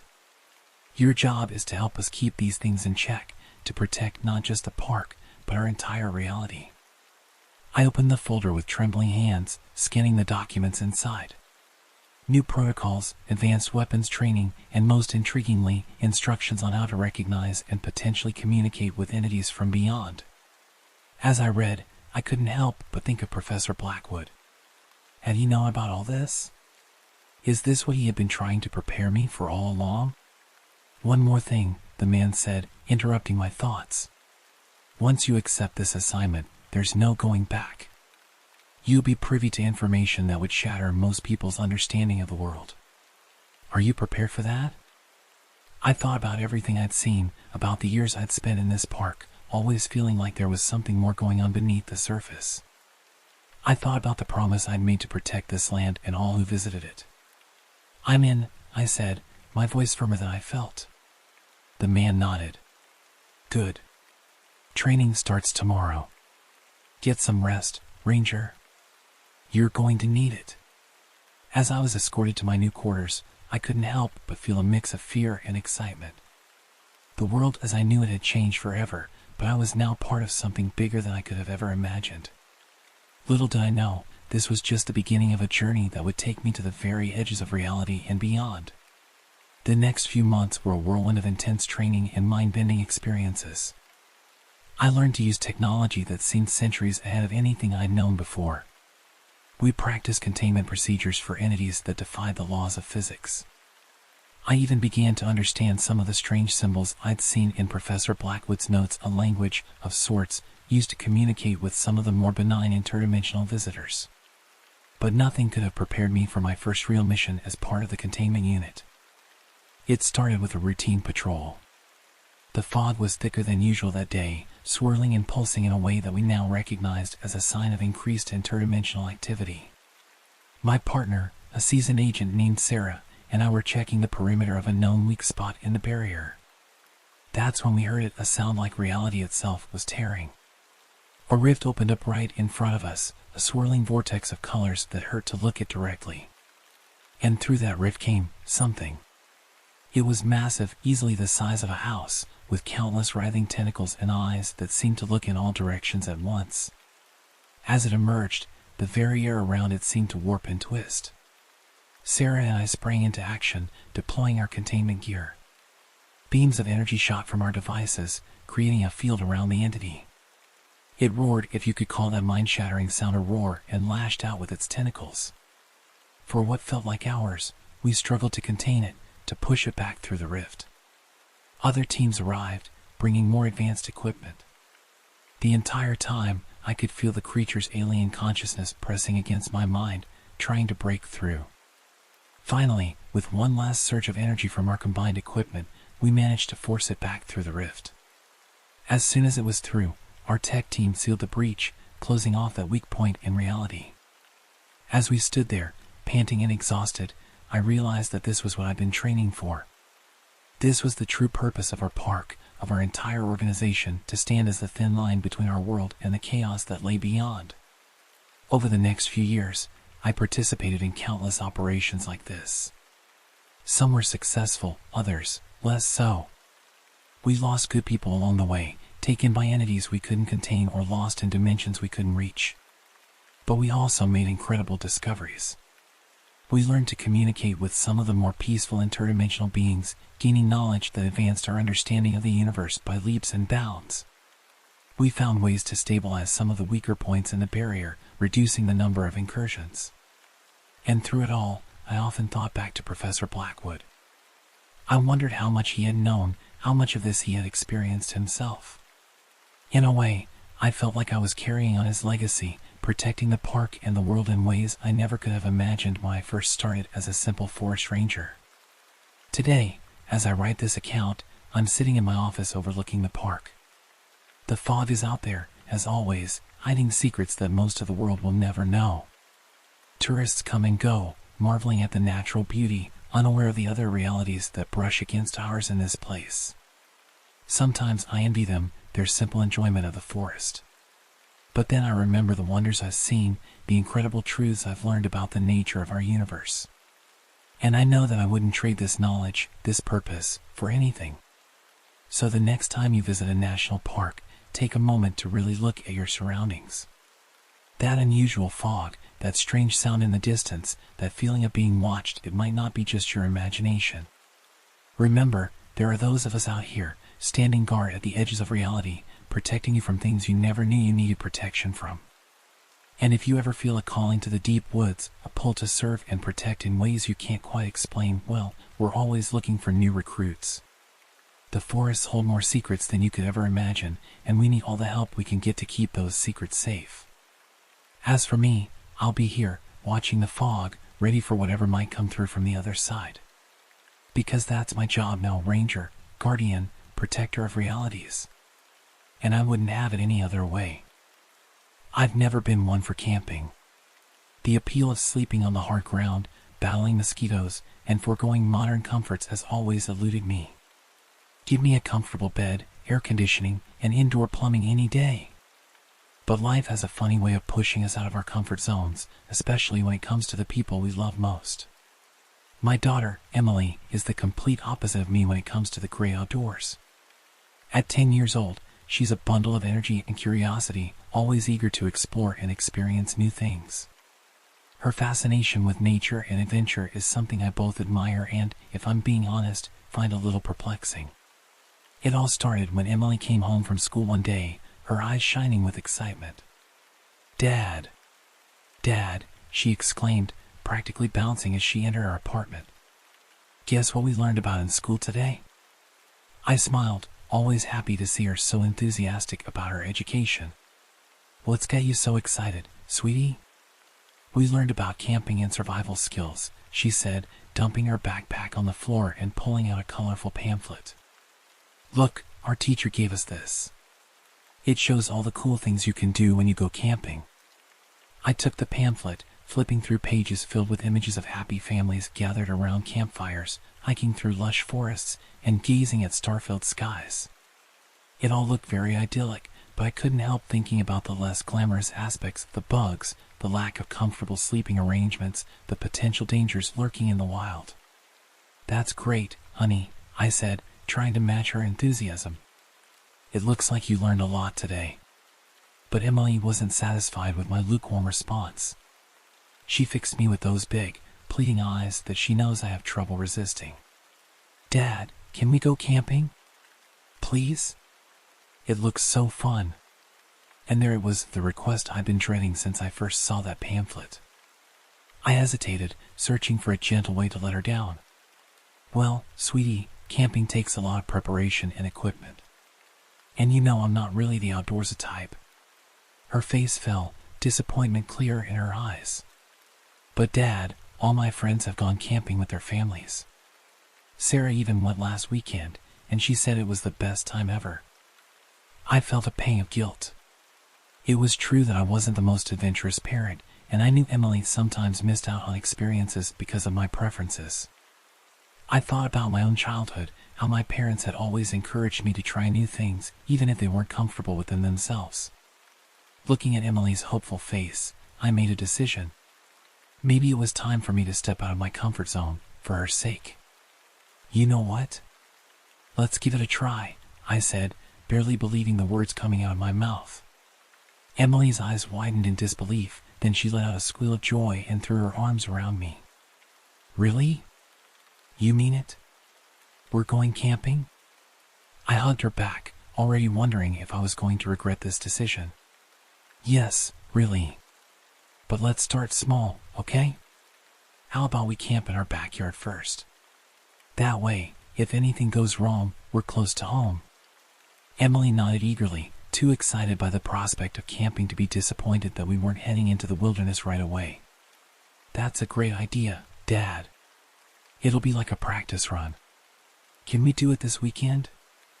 I nodded, mentally rearranging my weekend plans. Sure, we can do it this weekend. But we'll need to get some supplies first. How about we make a list of what we need? For the next hour, Emily and I sat at the kitchen table, poring over her camping pamphlet and making a list of essential items.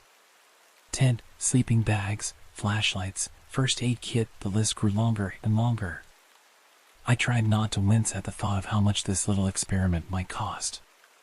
As we worked, I couldn't help but notice how engaged and focused Emily was.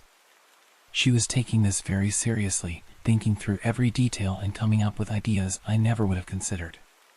It was a side of her I didn't often get to see, and I found myself becoming more enthusiastic about the idea despite my reservations. That night, after Emily had gone to bed, I sat in the living room, looking out at our modest backyard.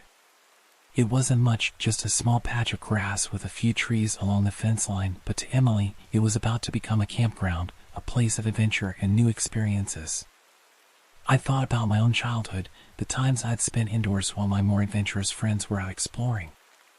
I'd always told myself I was content with my books and video games, but looking back, I wondered if I'd missed out on something important. Maybe this camping trip wasn't just for Emily. Maybe it was a chance for me to experience something new, to bond with my daughter in a way we never had before. And who knows? Maybe I'd even enjoy it.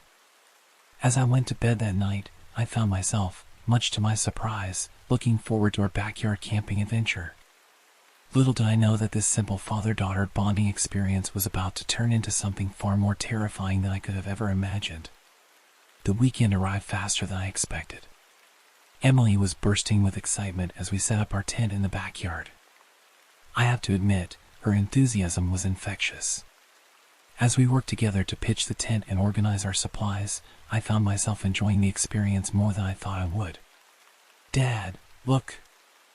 I think I see a shooting star," Emily exclaimed as we sat outside our tent that evening. The night was clear, and the stars seemed brighter than usual. I smiled, relishing this moment of connection with my daughter. "It's beautiful, isn't it?" As the night deepened, we roasted marshmallows over a small fire pit and told stories. Emily was in her element, regaling me with tales she'd learned in school about constellations and forest creatures. Eventually, her words began to slow, and I could see her eyelids drooping. "Time for bed, kiddo," I said, ruffling her hair.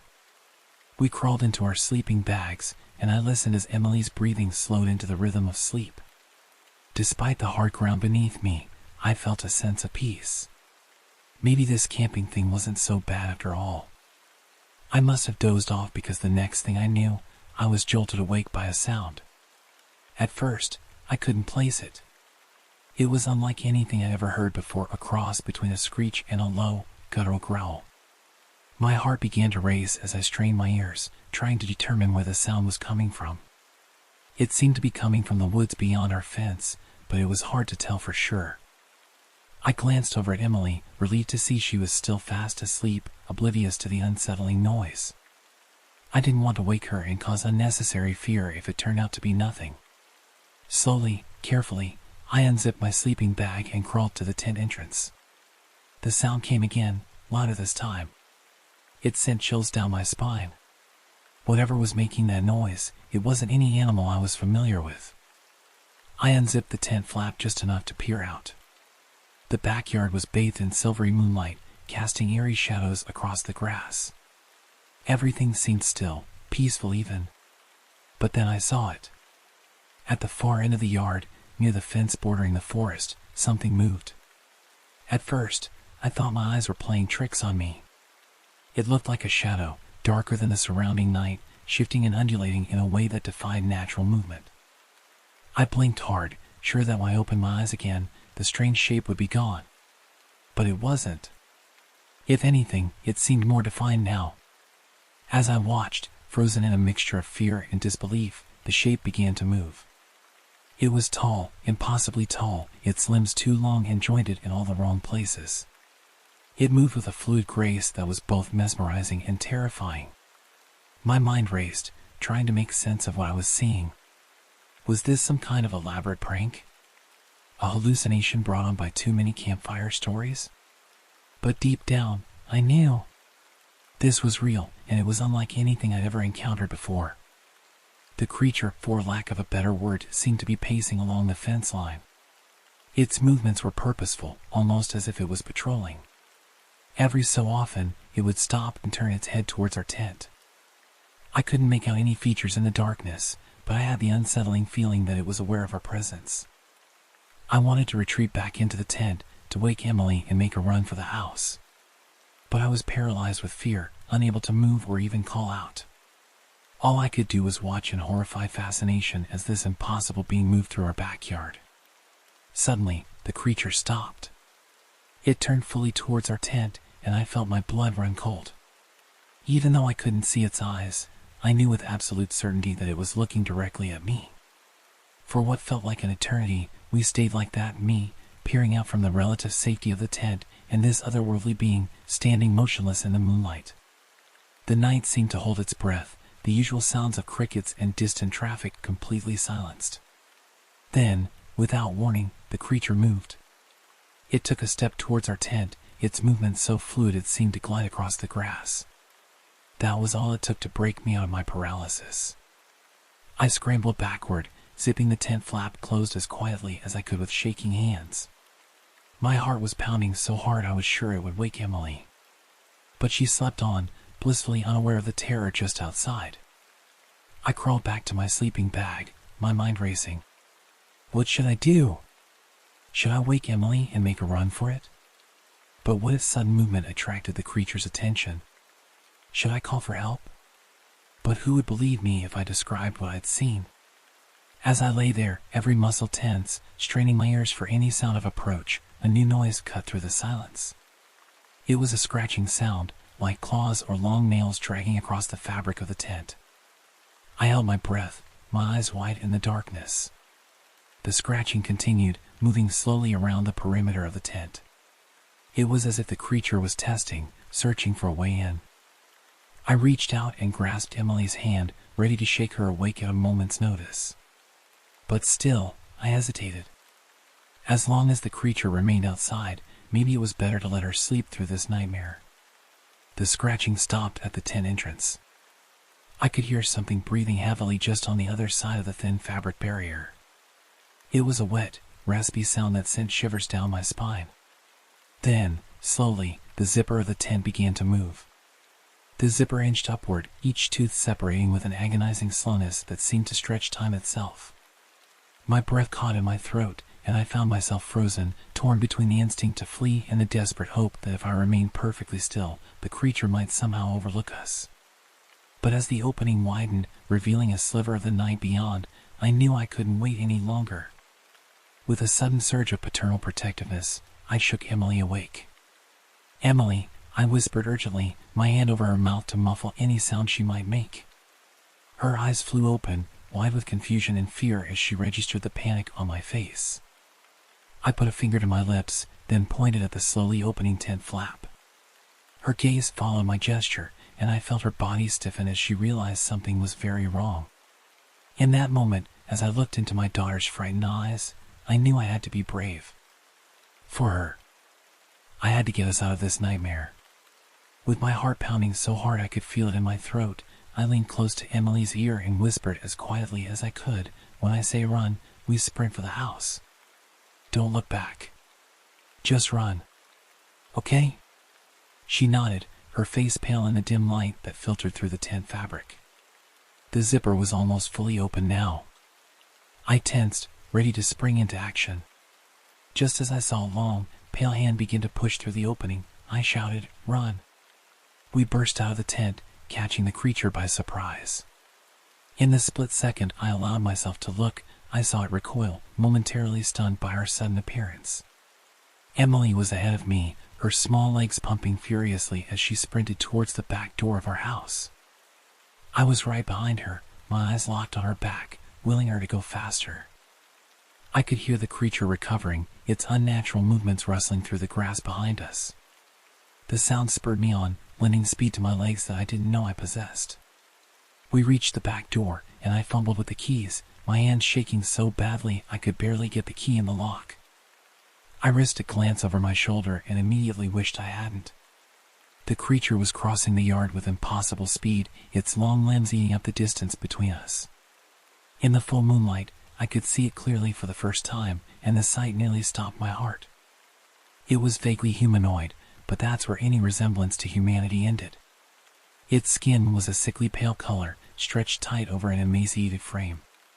Its arms and legs were too long, jointed in ways that defied anatomy. But it was the face that would haunt my nightmares for years to come.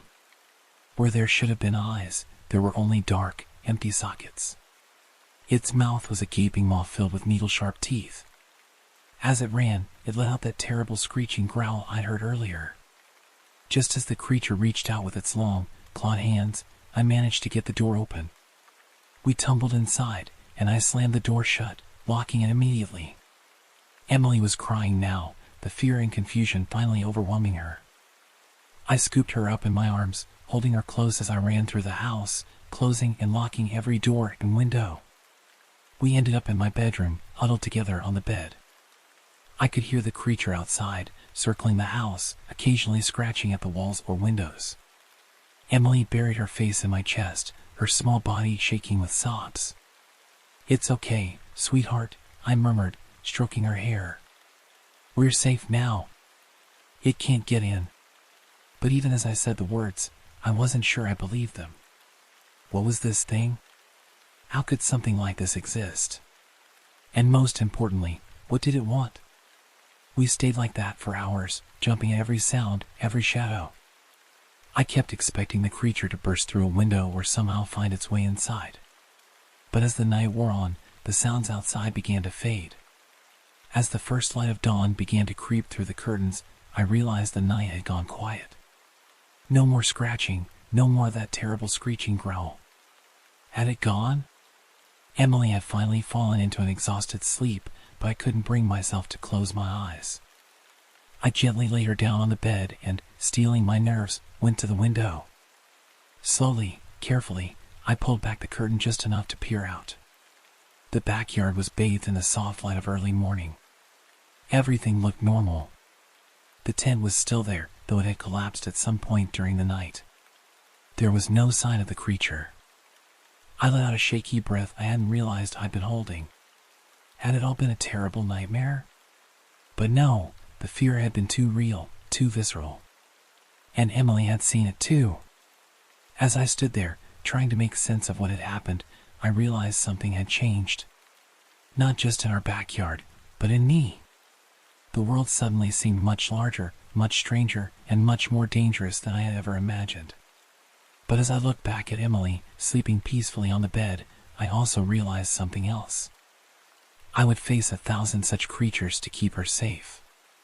Our camping trip may have turned into a nightmare, but it had awakened something in me, a fierce protectiveness and a determination to be the father Emily needed, no matter what terrors the world might hold. I knew that life would never be quite the same after this night.